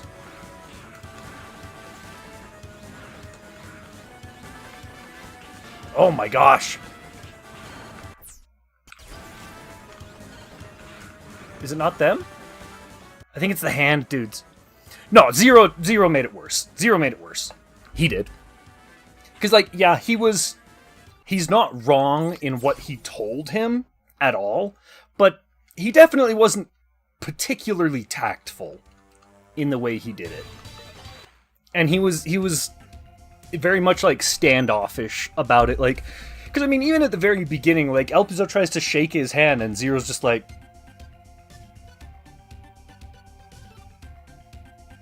come on, dude. Yeah. Though, he was being rude boy.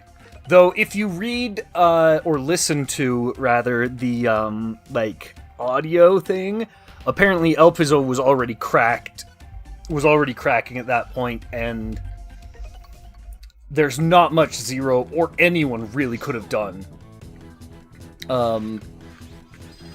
Considering that, like, Project Elpizo was a thing, woo! That he really should not have known about, but he did anyway because of his, like, top secret clearance thing that he had. Oh, dang it.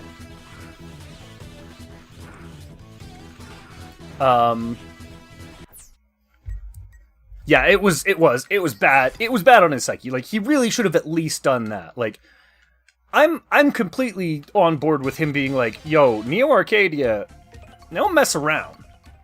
But, like, the way he did it was definitely not good for El Piso. I don't know how you say his name. Apparently, like, the audio dramas that they have for it, like, it's legit. But yeah, like, El Piso, whatever his... Oh my gosh, I'm so bad. Whatever his name was, he was already... He already had the cracks showing by the time he took that name on himself. Because, yeah, he wasn't supposed to even know about El Piso. Like, that wasn't his name. He didn't have a name. I don't think. Let's see. What was he originally? He was like M23 or something.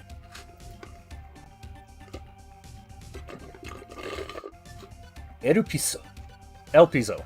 Okay. Erupisu is what he was known as in Japanese. Let's see. Was an ambitious... Yeah, where was he before? TK31. Yeah. He did have that going on as well, and... It was a little bit worse, but yeah. Yeah, so so TK31 was what he used to be, and he watched like all of the stuff that was going on accident. He wasn't supposed to find out about it, but Herpuya, right? Yeah. Then I want to tell you. Well, fine. I guess I won't be telling you my deep feelings and emotions for you. I mean, to be fair, that would have... If it wasn't for... Like, let's be real. Is there anyone who doesn't think that CL crushes on Zero? I'm pretty sure everyone thinks so. Even if he doesn't return that, I'm pretty sure everyone thinks and knows that CL has some kind of a little bit of a crush or hero worship about Zero. Yeah. Teleports 1 second sooner than you expected. Yep. You are right. But yeah, so let's see. TK31 accidentally finds that stuff. Like, he just stumbled across the holographic record. Yada, yada, yada. Yes. I agree. I've seen some people that are like, no, there's no crush there. And I'm like, come on. It's fine. Like... It's fine for someone to have a... Yeah, she does. Knows who's the best. But yeah, like, there's no way she would have... Even if she was going to, like, romantically get involved with a Reploid, it wouldn't have been El Piso. It would have been Zero. 100%.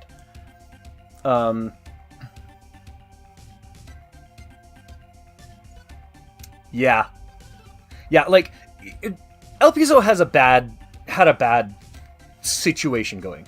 Like, he stumbled across that holographic record. He learned about X fighting against Omega. He learned about the Dark Elf, the Baby Elves. He's reminded where the Baby Elves are stored. He learns about Project El Piso. He learns about Mother Elf. Learns about, the Maverick Wars, all of that stuff. Herpuya shows up, shuts it off. And he's like, don't worry about it. Just forget everything you saw. But then he doesn't, and he starts talking to someone else. And him and that other Reploid are like, hey, something's going on, and yada, yada, yada. Leviathan flirting with Zero and being a part of X implies, you know what? Not necessarily. Because, like, yes, they were designed after X, but, like... So was Copy X, but he is blatantly not X. If there wasn't a hero worship, what about that whole, what if it turns out I'm not Zero? You're already Zero in my eyes. Yeah, like, basically, it's all but that. No, like, because, yeah, yes, they are part of X, kind of, but they're designed after certain aspects of X as an individual, but they're, like, they're not X himself. Yes. They are. They're also corrupted aspects. And even if they weren't, they're individual aspects, and individual aspects like that are bound to take on different features. Like, I mean, you could just as easily say, oh, you know, X has romantic feelings for Zero. You could just as easily say that it's just Leviathan building on the admiration that X has for Zero as an individual. Like, it's clearly an either-or situation. Like, I'm not saying that if people seeing it that way, I'm not saying they're wrong, necessarily, but, like, I don't necessarily see it as being that.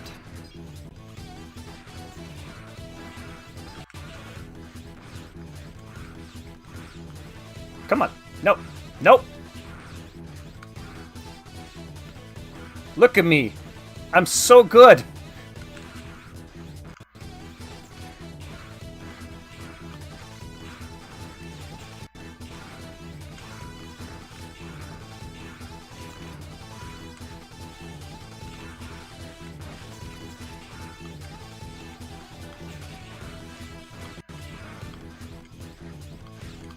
Need to go this way first.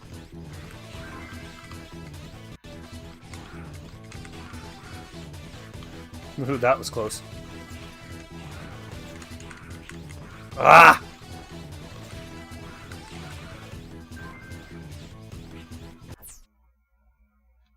Well, we're big nerds. Brotherly bond corrupt. No, I know. I know you were making a joke. I'm just... It's my ADHD, my, like, whatever you want to call it. I just... When I see something like that, I just have to talk about it. You know, like, Seth, I don't know if you know Seth. Those of you who do, like, Pixel Knight knows Seth.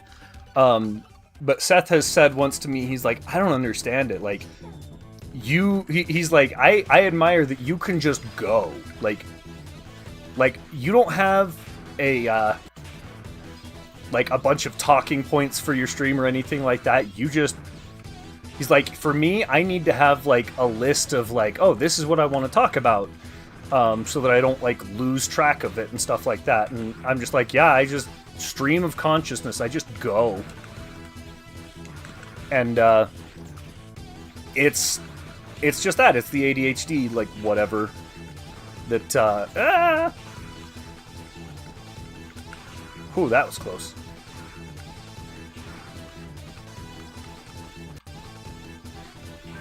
And because it gives me something to talk about. Ooh, that was close.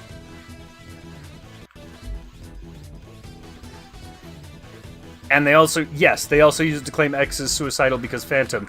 No, X is honorable. Hit the thing!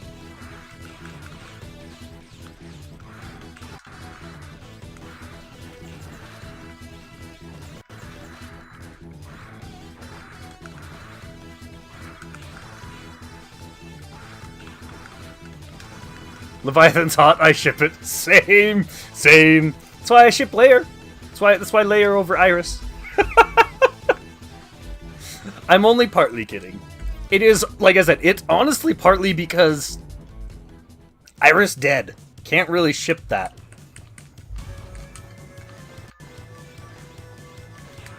Oh, dang it.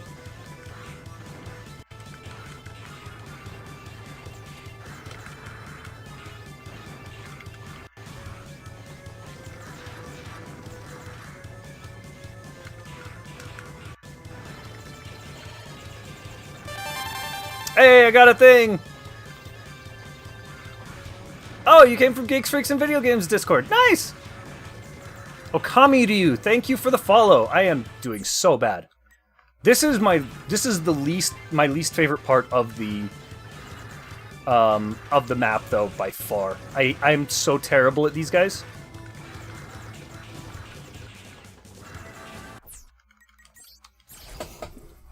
Do you find it interesting that Leviathan is a mermaid theme and X's sort of love interest in the manga was an evil mermaid? Wait, what?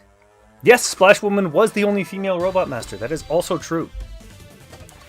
I did know that. And that's throughout even 11, isn't it? Good morning to you as well, by the way. Thank you for the first time chat. Thank you for the follow. Glad to have you. Maybe Inafune just had a thing for mermaids? Who doesn't? Let's be real. You think something like being alive or not will stop the shippers? Okay, I mean, sure. I guess. The thing is you say Kappa, but you're not wrong either. Like, shippers will ship. Shippers gotta ship. Wasn't there a female in Mega Man X Command Mission? Yes, he's talking specifically about Robot Masters, so that is classic Mega Man only. Robot Masters were created or modified by Wily. They didn't exist outside of the Mega Man, the classic Mega Man series. Ooh, look at that extra life.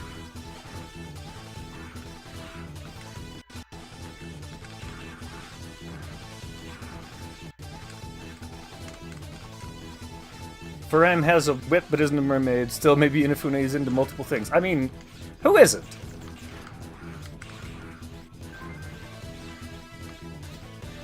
Sorry.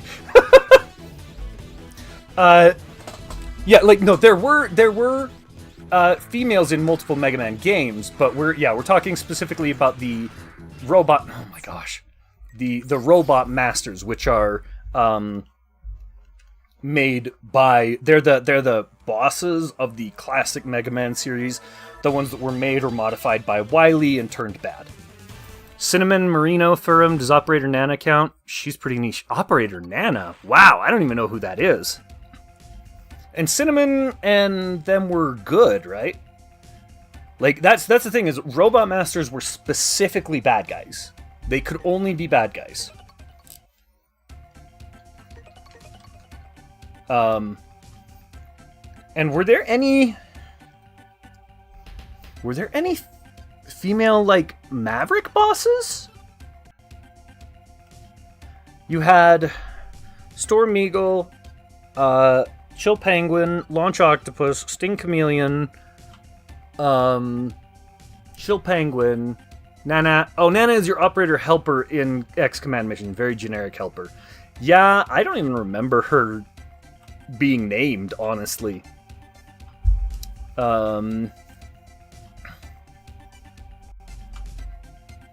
Who else? I can't go through all of them because I don't remember them all. Overdrive Ostrich, Wheelgator, Female Mavericks. Give me a moment, I need to do some sketchy Google searches.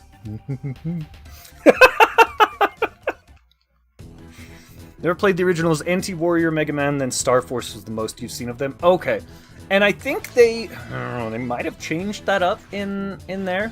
Because even though most of the enemies from...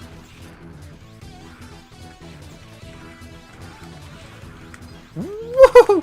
Even though most of the enemies in the Battle Network series were... Oh, that was close. I legitimately don't know how I didn't get hit from that one. Yeah, I'm doing bad. I think even though most of those were involved in the, like, OG Mega Man, even then I think they weren't all, like, one-to-one. I think Shadow Man was, like, does Iris count? Not as a... Ooh. I don't know. Okay, so that's something we need to discuss. Maverick is such a difficult qualification. Because was Iris infected by the Maverick virus? Because if you read, like, her background, it was legit like she just didn't want to keep living without Colonel. And technically speaking, Colonel and Iris were originally the same person. They were originally the same Reploid, but they were divided because they needed something a little bit different. You're not sure if its bitrate is too high or if it's set to quality push. Yeah, I mean, I'm about 5 seconds behind. There's also a possibility that I have, 8,000 tabs up on, my browser, which is probably not helping matters at all. But it's my way. Let's take a look. Let me check the bitrate on, Robot Masters can only be evil, meanwhile Mega Man is technically a Robot Master, considering he has a serial number in the same line as the Mega Man 1 ones. Yeah, no. Pixel Knight, but Mega Man is not a Robot Master. Because the Robot Masters are the robots that Mega Man has to fight. Like, he's of the same line, which, even though he's not, technically, is he? Was he built at the same time as them? My head browser or my PC browser? Yes, yes. I have as many tabs. I probably have more tabs running in my head at any one point than I have on my computer. But yes. Oh, I was gonna check my bitrate. See, remember what I was just talking about? My bitrate is... I don't know why I said I was gonna check my bitrate. I don't know what that means. I have numbers there. I don't know what the numbers mean, though. Let's see. Tools, edit, file, settings folder. No, I don't want the settings folder. I want settings. There we go, settings. Output. Oh, is that? I was about to get very angry. Stream? No. Oh, I can't change anything right now anyway. Theme is Yami? What does that mean? Robot Master is more of a title or job, an overtaker, one who threatens the status quo, almost always with violence. Yeah, like, I have only ever I've only ever heard Robot Master applied to, the villains in it.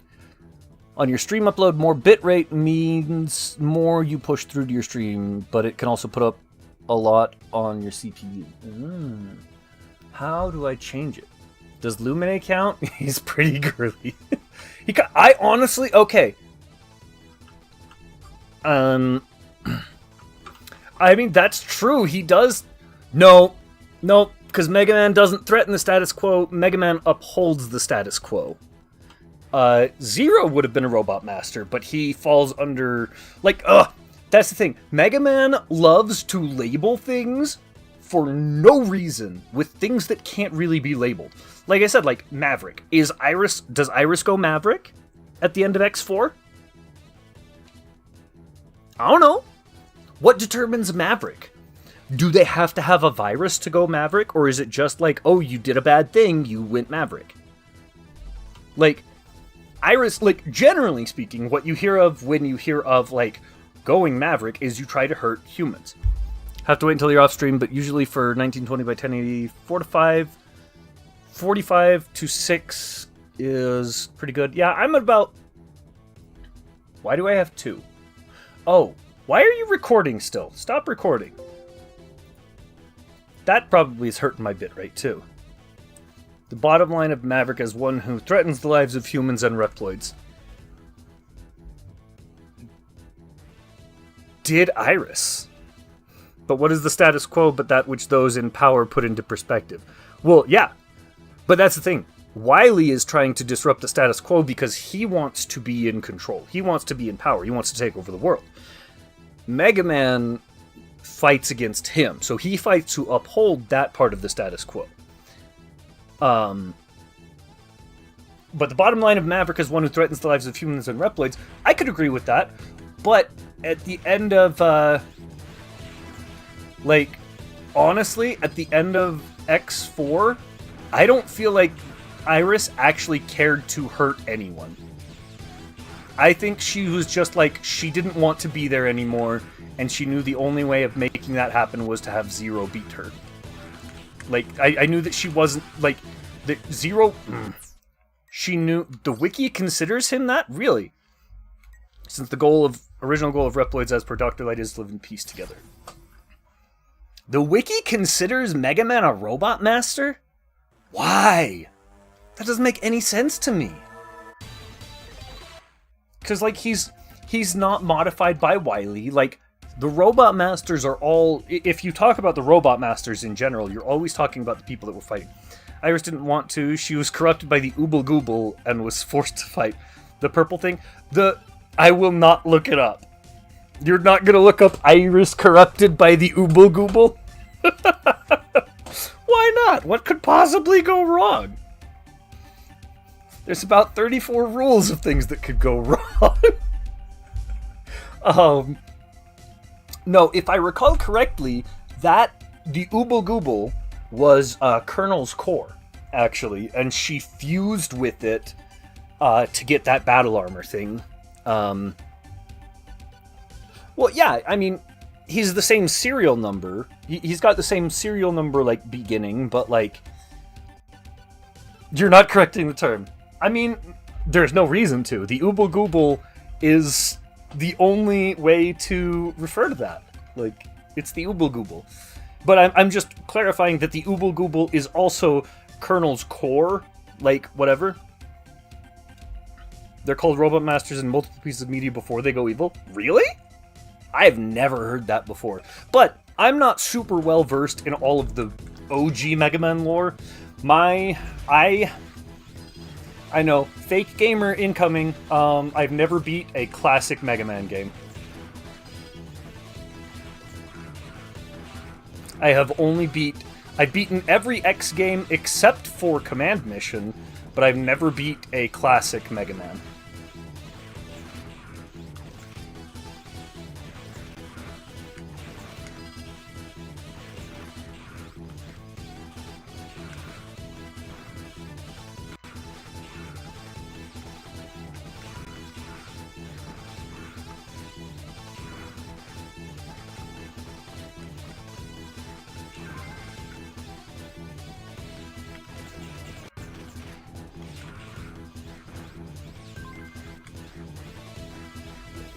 Iris allied herself with the group that was secretly corrupted by Sigma, went on a rampage, and killed like a gajillion people. Yes, but is she to be held responsible for that? Because she didn't know what Sigma was doing. Because, I mean, it's Sigma.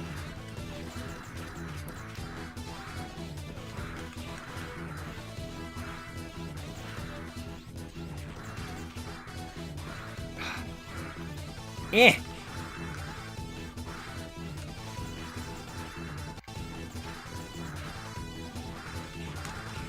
Got it, finally, jeez. But yeah, like, so she allied herself with them, but did she? Because she's helping Zero, actually. Like, she's functioning as Zero's navigator in X4, and doesn't side with them until the very end after, come on. Until after Colonel is killed.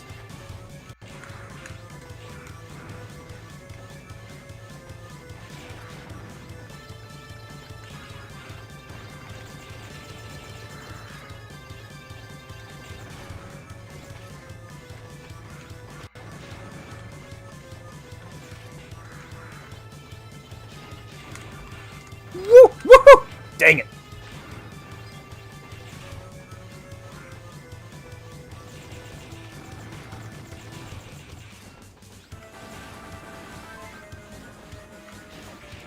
Oh no! No. Should she not be held accountable because she's only terrorism adjacent then? Well, we're not talking about her being held accountable, we're talking about whether or not she went Maverick. And what level... Because that's the thing, is like... Maverick is a very yes-no term. You can't be kinda Maverick. You are Maverick or not Maverick.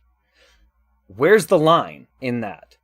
Because she didn't do anything. she did not actively do anything to help Repliforce once they started the coup. Like, nothing. The only thing that she kind of did is that she fought Zero, but arguably she only fought Zero so that he would kill her, basically. Was my understanding. That was the way I read it. And so, in that regard, Mega Man, Roll, and Proto Man have entries in the Robot Masters Field Guide, huh? Interesting. See, yeah, I thought the Robot Masters were only those who had been affected by Wily.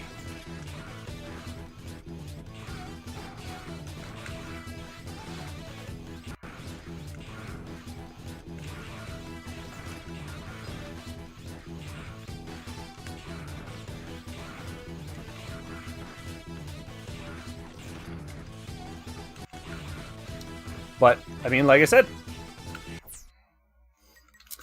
definitely willing to be proven wrong, and I did not know that. But no, so like I'm honestly not sure. Like, I'm not saying that Iris is blameless in what she did. Though at the same time, Iris is also, I don't know. Iris in a lot of ways is portrayed as like childlike. Ponder this as a thought experiment. If left unchecked after absorbing the Oobly Gooblinator, would Iris have killed?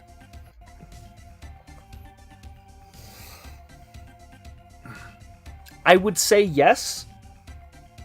But again, ponder this. That is Colonel's soul. That is Colonel's core. And, hold please, while I Colonel Mega Man X. Okay, Colonel is a Reploid, is Reploid's brother, fights him at least once. Personality, history. Yes, so Colonel's creation is a result of a Repliforce experiment to develop an ultimate fighting Reploid similar to X. That is, a Reploid with both a pacifistic heart and a strong fighting will and sense of honor. However, the differences were ultimately irreconcilable and the project was considered a failure. The scientists chose to split the traits into two Reploids, resulting in the creation of Colonel and his sister Iris. His half was the strong-willed warrior, while Iris's was the peaceful arbitrator. At some point, both Colonel and Iris came into contact with Zero, the three bonded, and Colonel became a friend and rival of Zero's. So, Colonel, like, that's another thing. Like, Colonel and Iris were considered to be irreconcilably different. They could not mesh. Iris forced that by taking her core, his control chip, his core basically, and like force merging it with herself to make that thing that's irreconcilable to fight him. So, is that still Iris? I'm not saying it's not her fault, because it is her fault for making the decision to do that. But at that point, is that even still Iris? Or is it still Iris? Is it still Colonel? Is it either of them? Is it something completely new? Mega Man and philosophy. Like, we do not insult Archie Mega Man in this house. Archie stuff had Sonic Man, so it can take the recommendation of Flame Hionard. X-Dive has an Iris Alter character, the perfect completed true Iris. Ooh. No, don't you talk about Sonic like that. I love Sonic, except in Ultimate. Smash Ultimate, he sucks. I hate him. I hate facing him in that.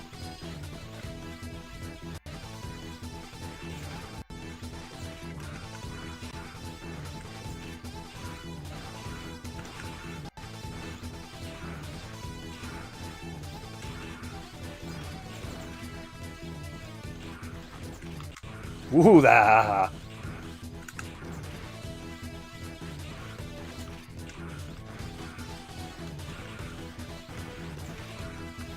I hate that I keep trying to shoot that. Even though I know you can't shoot it, I keep trying to do it anyway.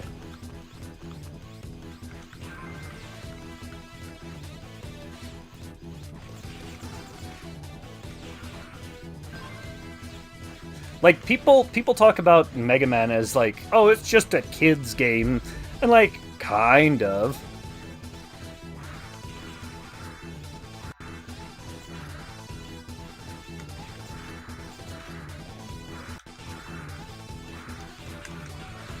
Ah!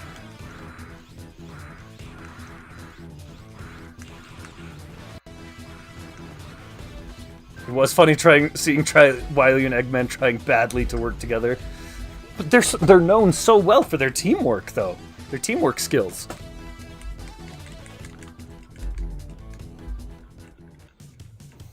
Also, cyber elves as a thing are such a terrible idea.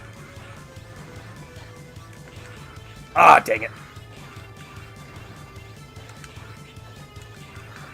Okay, can I get to those things and just hurt them? Like, can I get to those things and just hit them before they even...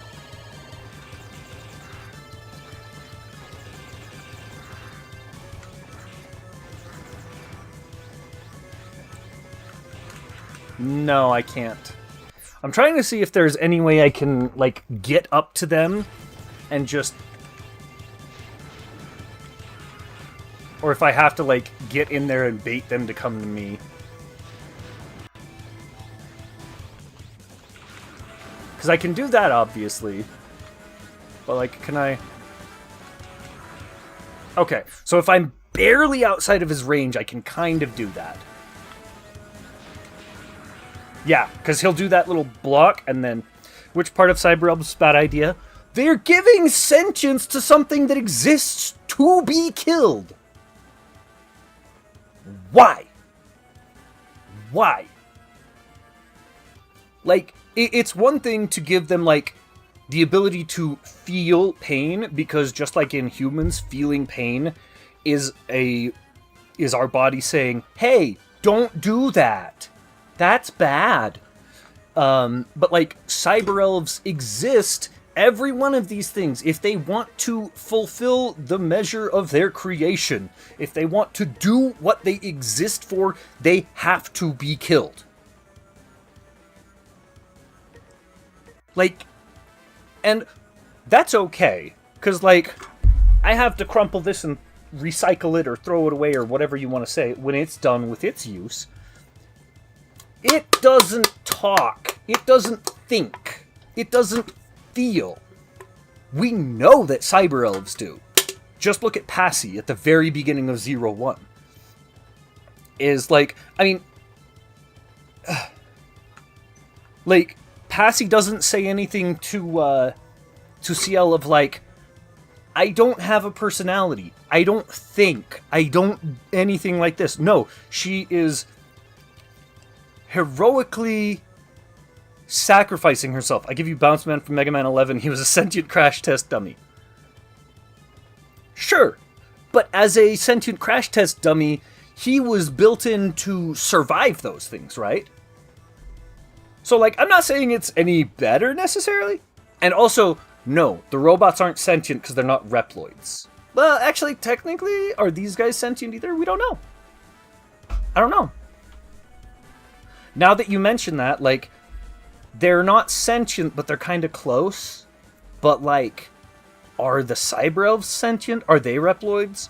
We don't get into a lot of what they do.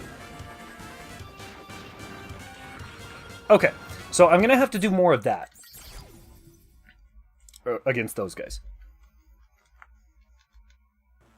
Doesn't mean he liked it. He got another job. Did he get another job, or did Wily corrupt him? I mean, technically that's getting another job, but... Yeah, like... That is one of the things about this, like, is Zero a Maverick?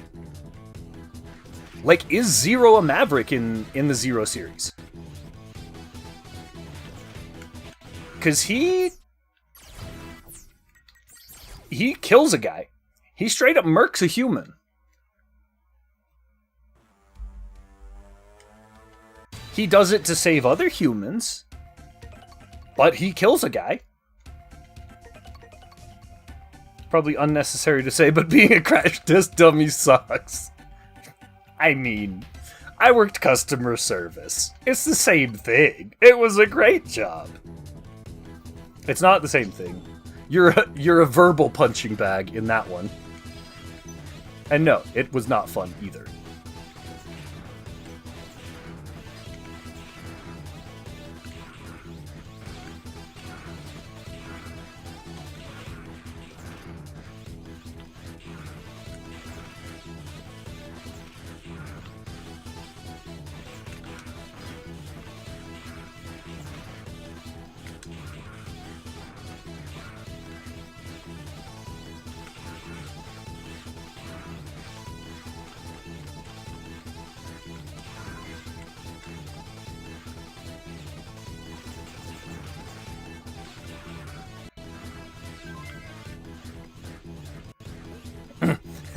Is Zero Maverick in Mega Man Zero? As the meme goes, well, yes, but also no. What? No!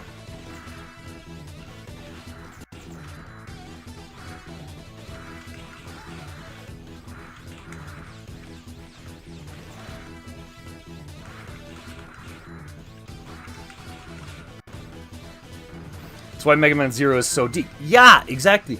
Well, that's the thing. Everything from X on gets super deep when you really get into thinking about it. Like, people are like, oh, it's Mega Man. It's big, it's a blue robot, shoots things. How complex can it get? Like, and even if you tell them, like, no, it's a pretty deep game in that regard. Like, come on. Fine.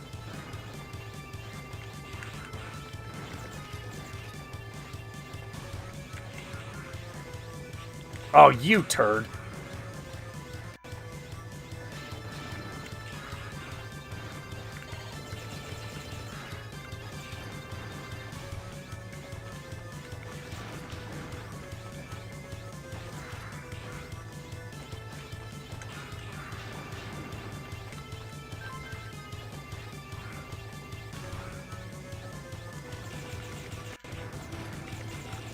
Ah, dang it. Oh my gosh, I keep dashing into that guy without meaning to. No, I love the depth of the Mega Man X and X series and beyond. Neo Arcadia labels him and the entire Resistance as Mavericks because they oppose Neo Arcadia, which is so extreme, and their bottom line as Reploids help humans that they're killing other Reploids to preserve power and an easy state of life for humans, regardless of how much damage and suffering that causes the Reploids, to continue what you're saying. And the thing is if you follow, like, the laws of robotics, nothing wrong with that. But, again, clearly the one who is against that level of commitment to helping humans is Maverick, right? From such a perspective, reasonable assumption. Absolutely. But, what about the human? And that's the crazy thing, is now you have a human, CL, who's being like, no, we shouldn't be treating the Maverick, or the Reploids like this. They need to be treated better. Because, I mean, let's be real, I don't think Dr. Light envisioned this as the result of his, Reploids will help humans, either. Like, he definitely didn't expect X to subjugate all other Reploids just to make humans have an easier life. Like, that's not what he intended, right? But yeah, anyone who goes against the commitment of helping humans, you've got to be a Maverick. Especially if you're willing to cause damage and destruction to do so. Yeah. Like, Zero Rex stuff. Now, he is trying to mitigate loss of life, and he regularly does so, which is why, like, he is clearly painted as the good guy for a reason. CL is much closer to Dr. Light's ideal, yeah, trying to create a world where they can live well together. And I mean, that's what Original X wanted. That's what Dr. Light wanted. That's what CL wants. That's what all of them want. That's what all of the protagonists want, the good guys. But yeah, Zero in this one, like, let's be real, in this one, Zero is a weapon. And he trusts CL to use him as such. But, like, this isn't his dream. in as much as, like, it is something that he wants, because otherwise he wouldn't be fighting for it, but it's definitely not as much his dream as it is CL's. But it's always been what he fought for, was peace. Like, ever since... Oh, dang it. Like, ever since, ever since the X series existed, he fought to help the humans. Oh, dang it. He fought to help humans. He fought to make the world a safer and better place, and to protect and to defeat those who caused trouble for people. Like, you can see it in his at the beginning of X4, you can see it in his, like, disgust and distress at what happened when the Sky Lagoon fell. Like, he does not like wanton destruction, despite the fact that, people refer to him as the god of destruction in some instances.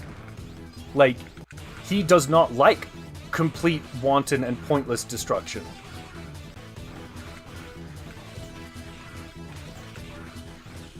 Ah, dang it. Apparently he didn't know that Zero is such a weapon, leaving breathing murder horse, none can stop him.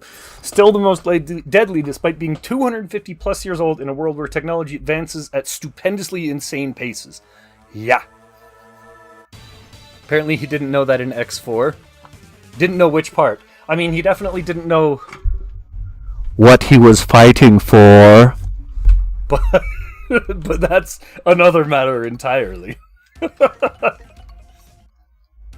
But, like, even if you remove the bad voice acting from that, like, it's not an invalid question, because, like, it becomes pretty apparent that he had feelings for Iris of a sort. What type of feelings? Are they romantic feelings? Are they, like, sibling-esque feelings? We don't know exactly, but he has some sort of feelings from her, to the point where he feels bad for the loss of her. Yeah. Oh, okay, it was a fighting for joke. Yeah. He did not know what he was fighting for! Dang it, I'm doing so bad. I mean, it is partly because we're joking around and talking and stuff, but yeah. But, like, think about that. Like, he has just fought through... Like, if you... I like going through X4 from Zero's perspective way more than X's perspective. Because Zero has a personal stake in it that X doesn't. Like, yes, Double exists in X's storyline and things like that, and that's cool. But, like, X's storyline is X versus Sigma. Everything else is kind of like an offside thing.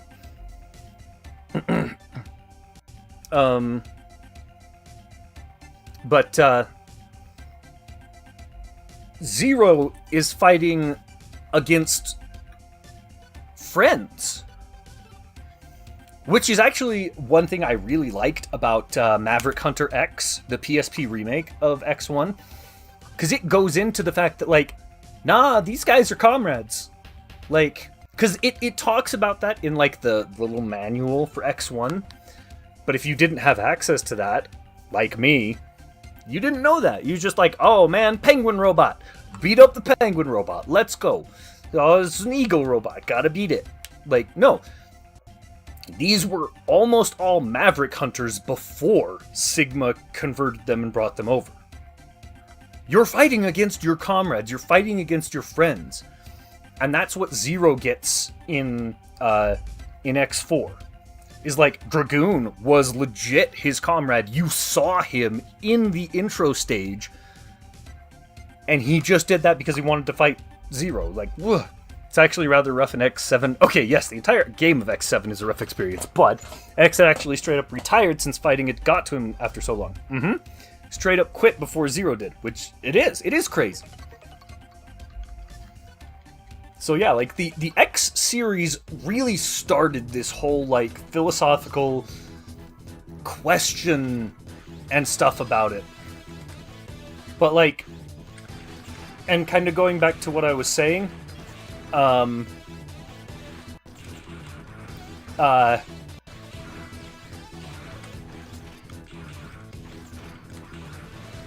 with oh, come on.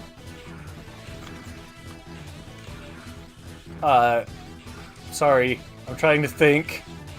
Trying to think as I play. It's very difficult. It's trying to split my attention. But like in X4, like the whole "what am I fighting for?" Yes, it's memed to death for good reason. But if you think about it beyond that, if you were to just like make it text stuff, like he's just finished fighting a bunch of his friends, had to kill someone that was probably closer to him other than anyone but X in Kernel, and only to then have to kill that individual's sister / other half, and someone that he clearly has his own set of feelings for. Gosh dang it. Like, what is he fighting for? Everything he has cared about, basically, is dead. A lot of it at his own hand. Like, that's deep. That's intense. That's a kid's game, suckers! Like, that is not a kid's story. Kid's story is, oh, save the princess, fight the Dark Lord, save the prince, whatever, I don't care, you happy ever after. Yay!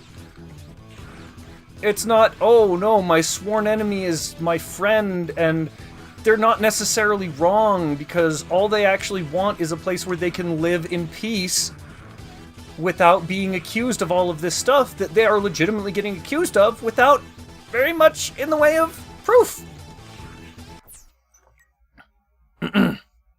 Yes, the worst part of the entire X series, especially despite X and Zero obviously triumphant in their every mission, they are losing the war on a devastating and worldwide scale very, very, very hard. Stem the tide is the best they can do. They can't be everywhere at once. No, that's the thing. Like, Zero and X, curb stomping everything that's in their way. But like you said, they can't be everywhere at once. And they can't even be replicated. Because a Reploid is an imperfect copy of X at best. Like, that is made abundantly clear. Reploids are imperfect copies of X created by Dr. Kane with X's help. X and Zero, literally nobody can fully reverse engineer them. That's how smart Dr. Wily and Dr. Light both were. Geniuses that centuries in the future, people cannot replicate their stuff entirely. Like, they cannot fully replicate their capabilities and their potential. And so you can't even be like, oh, well, we'll just make more of them. Because no, you can't. X and Zero will win everything you send them to do, basically. They're the equivalent of that character in Fire Emblem that you're just like, alright, we have like 17 Wyvern Riders that are going to be over there. Zero, you go over there. X, we're going to have about 13 generals. You go over there. Everyone else, we need you here fighting, the other 20 people. Whatever. And, but yeah, you just can't have them doing all of those things. Yeah, they did. World-ending issues. Flamestag actively punching volcanoes until they erupt to make volcanic ash blanket the atmosphere and start a new ice age. Yeah, that's another thing that the X series does not really in game, it doesn't really give you that scale. Like, it's just like, oh, more bosses to fight. Okay, cool. No. These are big. These are huge. Like, yeah, not country and city ending, not invasions. Like, no, we are talking straight up world ending stuff. Every game, and not just every game, every level, basically. Like, the only one that you could argue that against is X5, where individual missions might not be world-ending, but they're doing that to get things so that they can stop an existing world-ending threat. Because, you know, a space colony is flying towards Earth. It's just, my gosh, I love this series. And that is one of the reasons I would love to see a Metroidvania style game. I would also love to see, like, games that really showcase the full capability of X and Zero. Like, because yeah, these games are fun, they're great, but like, I feel like the levels of power that they have at their disposal are just... because Mega Man is another series that I feel like deals with the Metroid problem of where the heck did all of your power-ups go from last game? You know? Like, oh, you know, the power-ups that you had that let you do, like, all of this other stuff? Like, where did your double jump go? Oh yes, the primary most hilarious exception. In his lab, doing nothing. Go on and get him. I mean, he was going crazy, but yeah, they had no way of knowing that. Why did they send you against Split Mushroom? Like...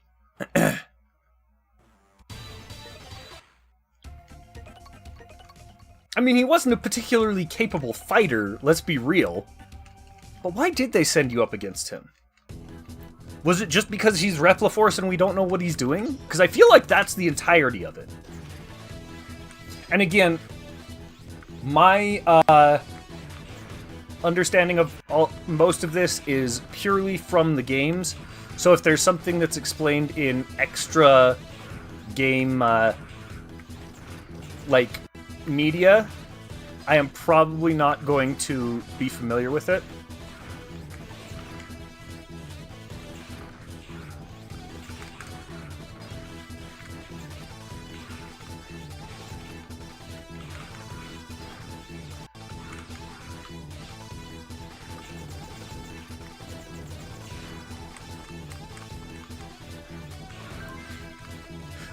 It's just like, look, he's not supposed to be there, and that's reason enough. That's fair.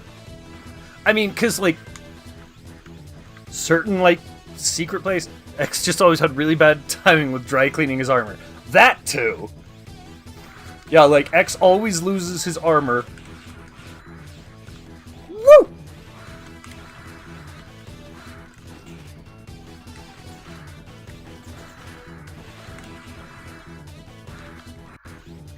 Come on! He occupies the laboratory and will attack anyone who visits there. Yeah, and you're like, okay, then why are we there? Like, this seems like an unnecessary, it seems like an unnecessary thing. When, like, Storm Owl exists and it's like, oh, he's attacking from the Air Force. He's attacking, like, everything at once. Like, you're like, oh, okay, we need to actually deal with that.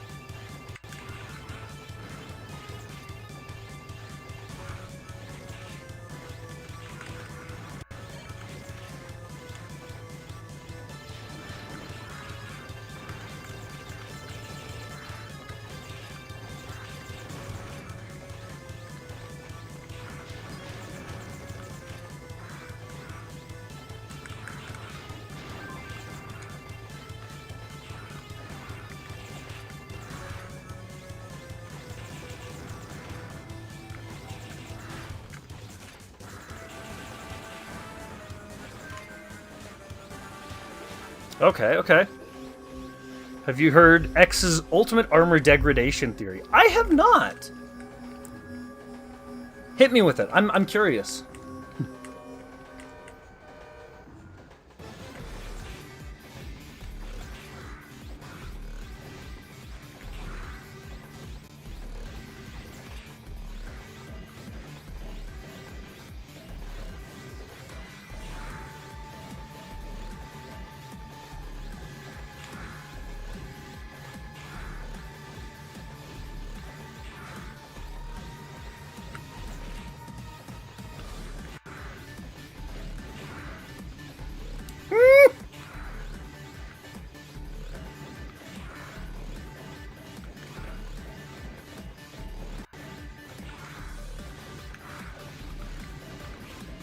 Ha ha ha! No, no, no, no! That's not fair!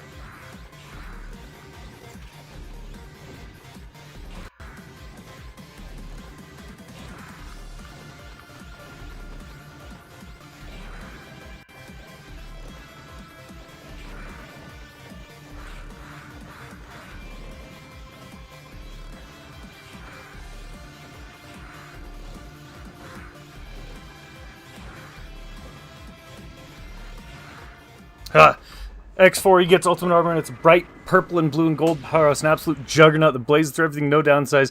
It's worn by Dr. Light. In the capsule, this energy is high energy expenditure, not to be used lightly, made for continuous use, and an emergency trump card. Pretty sure I didn't get 100 there. That boss fight was rough. Ooh! I mean, superhero, but... Yep, took too long to clear, took too much damage, and also... Wait. Oh yeah, took too much damage. Okay, that's not bad though. X5, you get purple ultimate armor. It leaves only one plasma orb on the charge slot instead of 3. Nova Strike is worse, a little weaker. Bright purple is now a dark blue. So you feel like the fact that he has to use it over and over and over again degrades its power. I mean, I could see that. Hang on, I'm going to be right back. I need to go to the bathroom real quick.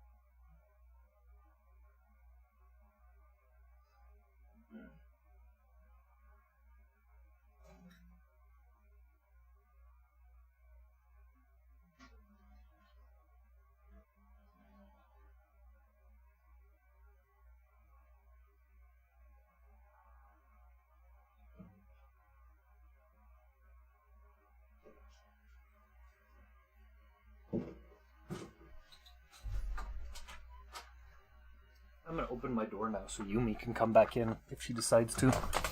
In X6, it's even worse. Nova Strike is... I mean, it's still Nova Strike, but it's a far cry from the supremacy it had in X4. It's black with blue-gray inner armor. Yeah, I have not heard this theory before, but it does make sense. I mean, watch, though. We'd take that and go to Capcom, and they'd be like, no. Actually, Capcom wouldn't care. Inafune, though, he would care. Whether they did it on purpose or not, probably not, they actually made the armor visually reflect that it's getting notably weaker until it didn't return an X7. X8 Ultimate is completely different design and doesn't even have the signature Nova Strike because it clearly wasn't made by Dr. Light. It's true, yeah. Yeah, I mean, it basically is just the Hermes / Icarus armor modified. Like, it has both... I think it has aspects of both of them. I don't remember. X8 was good. But it was just good. Like, it was better than X7 by a far cry. It was better than X6 in a lot of ways. But it was certainly no X4. It was certainly no X5 and before. Are you doing some kind of Mega Man challenge? Kind of. How you doing, Vegetas? Oh, dang it. Woo! I mean, it's not like... oh, no, I am. I'm trying to S-rank the Zero games again, but this time I'm trying to 100% it. Or 100-point it, dang it. Which means I can only take, like, very few points of damage throughout the game. Oh, dang it. Trade X8 D-Make. Command Mission has an ultimate armor also, but it's a complete radical design change. I have not, actually. MMX8 D-Make. Does it go, does it take it to SNES level, or... Ooh, okay, that looks cool. That looks cool. Just finished a really fun stream. Oh, nice. Yeah, 16-bit, a SNES-style reimagining of X8. Ooh, I'm absolutely gonna have to try that. Normally I view X8 as roughly the same quality as X5, but D-Make is really good, especially the patch that adds Axel, and still in development, Zero. I look forward to Zero. It's as if X8 was SNES. Oh, that sounds sick. So goo. Nope. Ooble gooble goo. No, it looks super good. I'm gonna have to try it. Like, that's one of my 2 complaints. They even radically redesigned the bad levels into good levels. Ooh. So bad levels, are you talking Gigavolt Manowar and the other Ride Chaser one? Because I gotta be honest, Ride Chaser levels have never been my favorite, in general. But those ones, it's rough because they felt particularly egregious. Zero is currently playable, but only a base, no weapons or techniques, just base starting Zero. I mean, let's be real, what more do you need? It's Zero. Specifically those 2 levels and more. That's fair. I mean, the levels in that game were far from the best levels that Capcom / Mega Man has ever done. Burn Rooster level was garbage before also. That's true, Burn Rooster did not have an amazing level either. Because it was a lot of it was just pure vertical, which is not objectively a bad thing in and of itself, but like, it's also not objectively a good thing. And, okay, come on.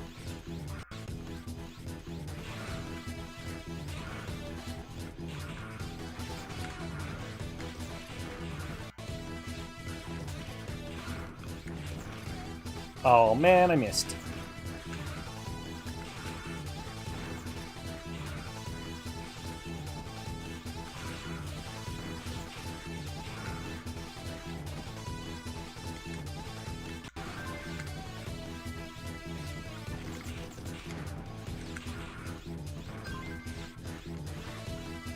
Highly recommended.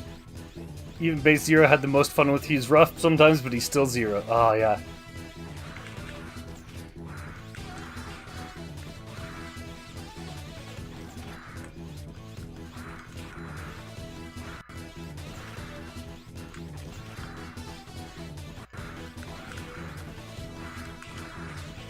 come on.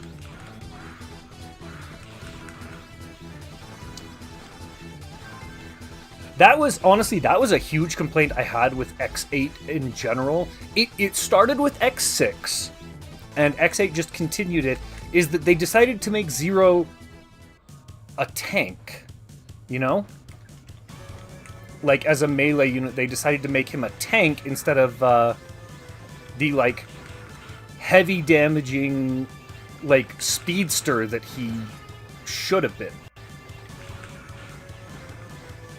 Because that was what he was in X8, or X, 4, 5, and 6, was very much just a speedster. Like,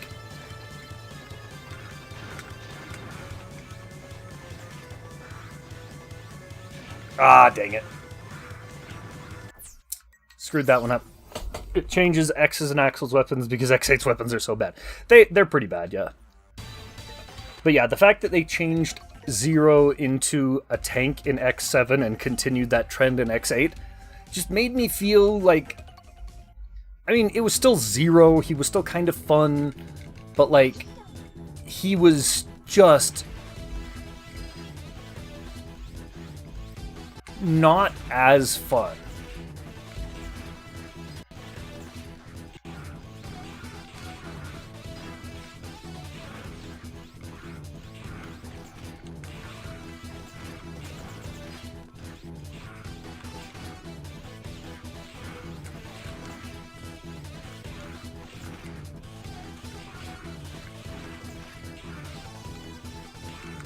Ah, dang it.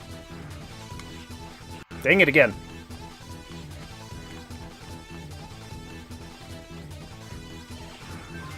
I've always said X Series Zero was a samurai, where Z Series Zero is a ninja, and he's very ninja in X8 Demake.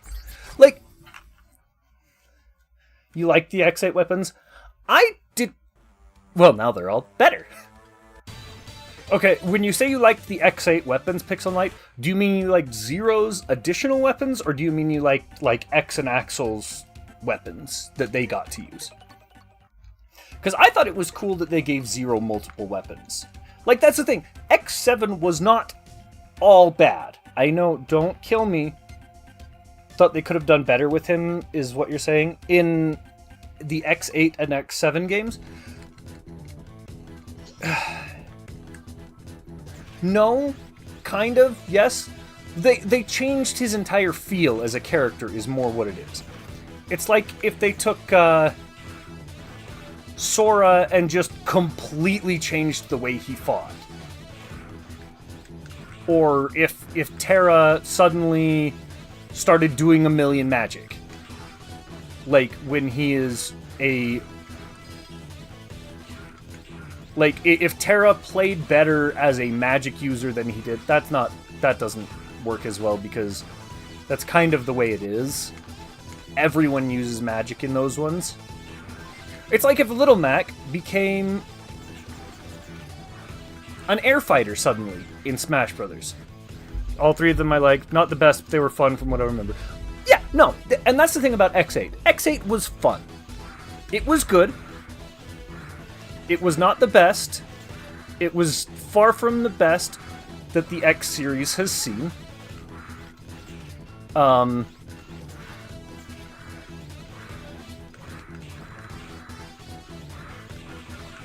it was fun.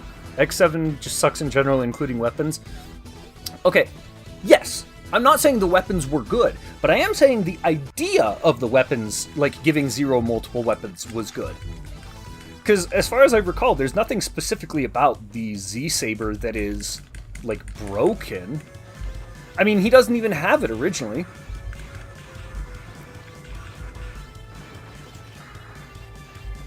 Originally, he just had the Z-Buster. Did he even have the Z-Buster originally? Because when he fights Sigma, he doesn't use a Buster. He just punches him.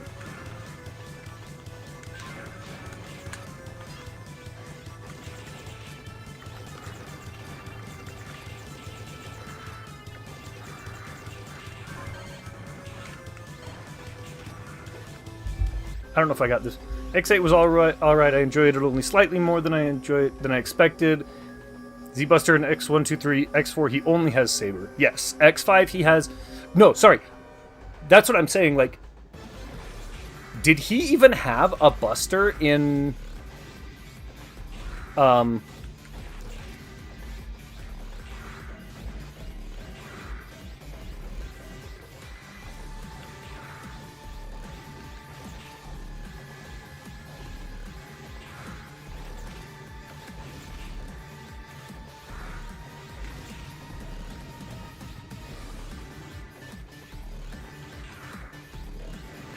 Ooh.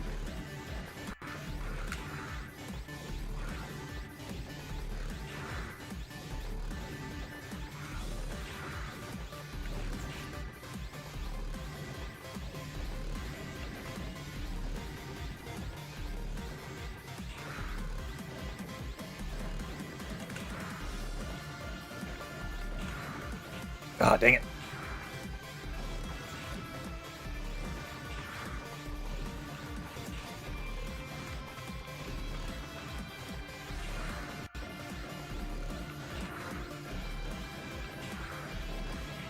Oh, come on! Yes, X5 and 6 he has his ground-only slow Z-Buster shot as a ranged utility option. X7-8 Saber opens only, but it does learn Slash Waves and Throwing Knives for ranged options, no Buster. Right. I do remember all of his weapons. I'm just saying, like, original. He probably did have a Buster at that point, but he was in a blind rage and probably couldn't focus to use it. There's another question. What does it take to use those Busters? Like... Huh, I'm curious. Like, how does it function? We know X's hand disappears into his Buster as per X3 or 4. We get the anime cutscene and it shows it. But yeah, we don't actually see Zero's Buster in use until X1. But we don't even see it in X4 pre-X1 when he fights Sigma. We don't even see his Buster come into play. All we see him do is punch and hit Sigma with a pipe.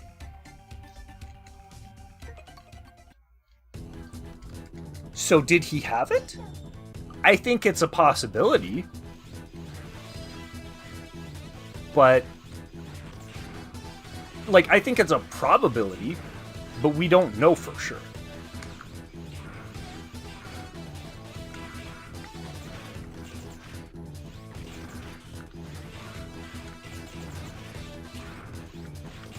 Oh, dang it, I mistimed that. I did it again. Yeah, pre-X1 beating up Sigma with a rusty pipe, no Buster. No, Zero freaking throws down. In X4 when he's pre-X1, like, that was just... That was so spicy. Like, Rusty Pipe cuts Sigma's arm off. You're just like... What's this about Sigma? Who's Sigma who? Whomst? No, it was a little bit of a close fight up till that point, but, like, Zero was not bothered. Like, it was pretty clear that he was toying with Sigma for a good chunk of time. Until then, yeah, he just demolishes him. Like, they traded blows for a little bit, but then it's like Zero just turned it on and just boom. Pure obliteration. It was disgusting. It was so awesome to watch. Like, as a Zero fan, you're just like, oh yeah. Oh yeah. That is what we want to see. Oh, I missed.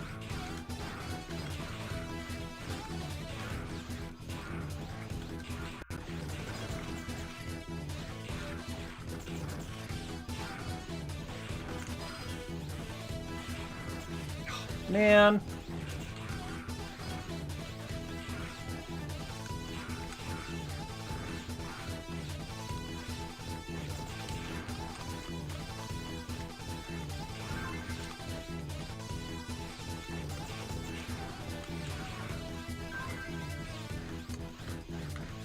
Yeah, got uppercutted, his head lodged in the ceiling, and he smiled. And he was like, oh, is this what we're dealing with then?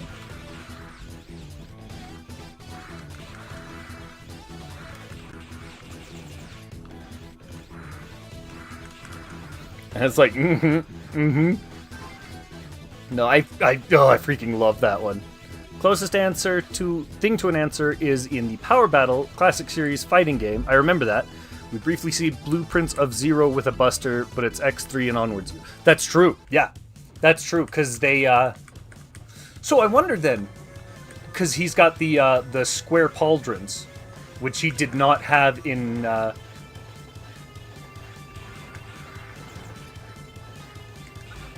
In X1. He didn't have those until X2.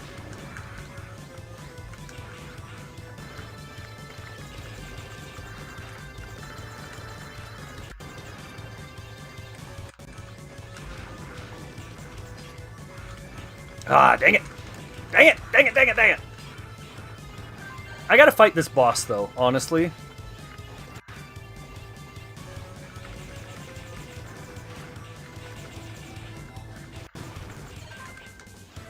I just gotta fight this boss and see if I can figure out a way to do it. Weirdly, though, in X1, Zero has the upgraded Buster. Yeah, I'm wondering if Wily encountered a... I think Wily... Okay, I feel like I need to maybe do a different one before this one.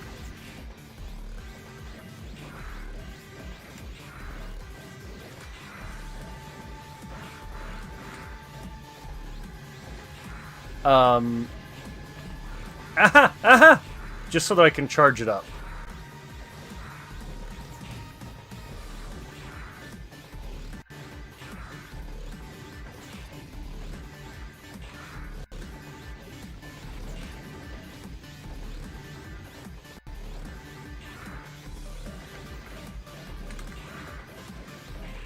Dang it.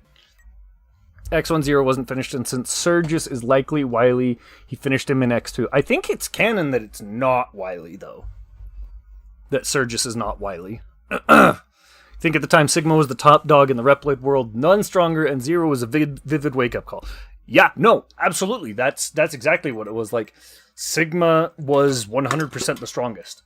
Like, it was no question. Like, that was... Because that was before X really started doing things. I'm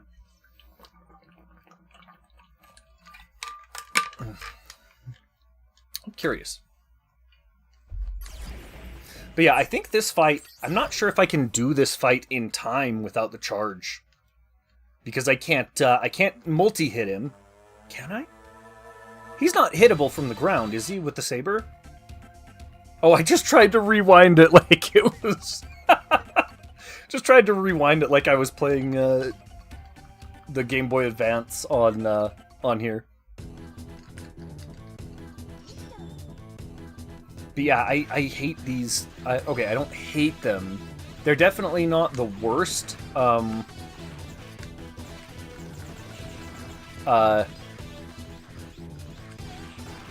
not the worst D-pads that Nintendo's ever made, but they're certainly not Game Boy Advance SP ones.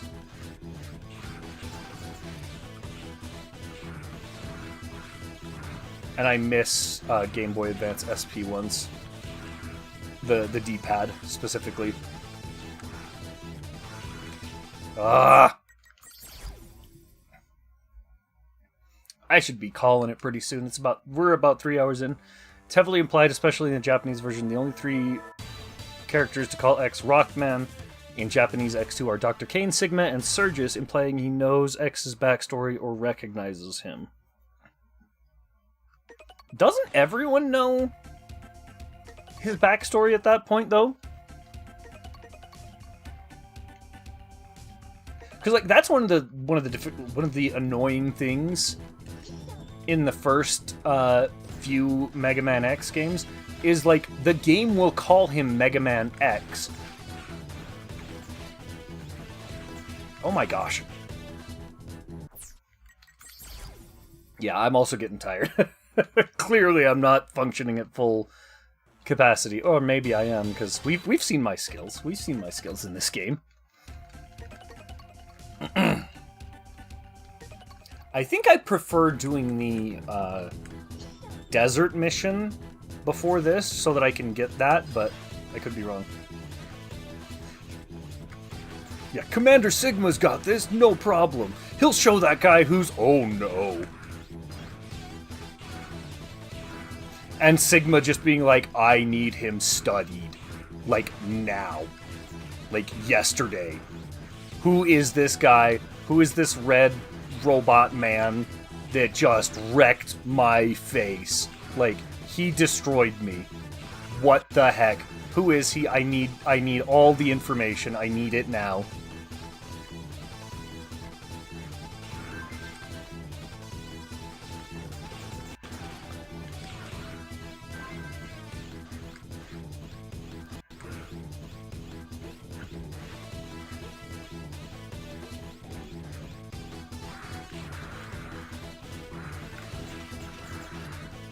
Woo!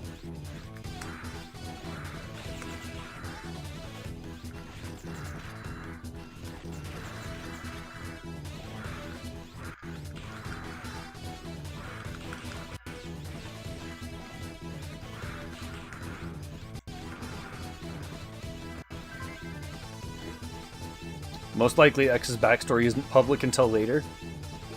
I mean, that's entirely probable. But yeah, just like in game, the game will refer to him as like Mega Man X regularly, and that was always confusing to me because like on the one hand, like yeah, you know that, but on the other hand, you don't.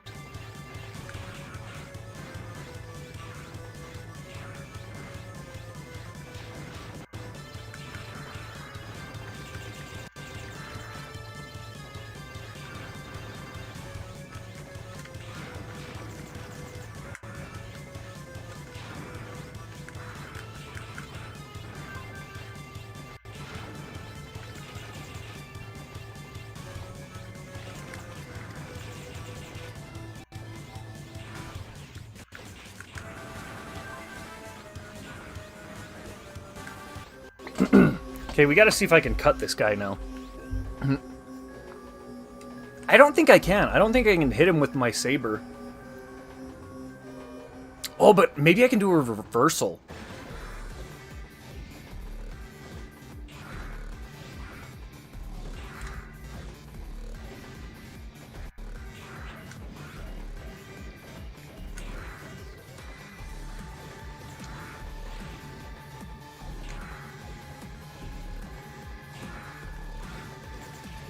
Whoa! Oh no, I can't do the reversal without the saber smash, can I?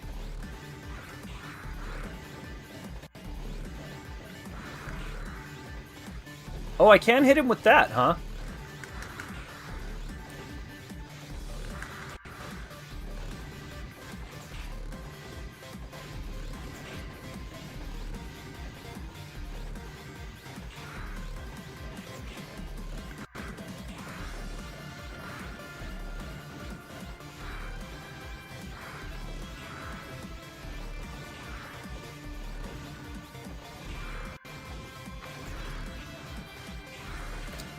Saber 3 does 5 damage, kind of locks you under the ground. Yeah, he has... Oh, he has iframes you can't reversal. Best you could do is Helmbreaker for... Right? Yeah, no, that was another thing. Like, the fact that it was always like... Could have also be possible X's backstory got popular after the rookie upstart took out Sigma in X1. Either way, the intention is only specific people call him Rockman, and Surges is the only character to mention Dr. Light in Japan as well. Yeah, no, I was weirded out about the whole like Mega Man, like, oh no, they're the Mega Man. I was like, what the heck does that mean? Nobody ever what do you mean the Mega Man? What are you talking about? Like that was weird to me. Yeah, I don't think I can do this one without the that's right, reversal. You can't do reversal on bosses. Unless they don't have the iframes. I think I need the I think I need the Charge Slash, or Charge Saber, or Charge Buster at least. Because he's weak to electric, isn't he? I'm pretty sure the Pantheon Core is weak to, the game of destiny to beat the ultimate Mega Man. Yeah, no, it was weird. Like, see, I haven't actually played ZX Advent. I should. Pantheon Core. Okay, I also have to say, I love how much Mega Man uses, like, just straight transliterations of English. Like, that thing that I fight is the Pantheon Core. In Japanese, it's the Pantheon Koa. Like, I'm not, like, it sounds like I'm making fun of it. No, it is Pantheon Koa. That is its translation. Or the literal name in Japanese. Pantheon Koa. More evidence is the fact that Sergius uses machines to fight like Wily. Yeah, he's got a weird fight, honestly. Let's see. Is it? I'm pretty sure it's weak. EX skill brain pressure? What? I didn't know that was a thing.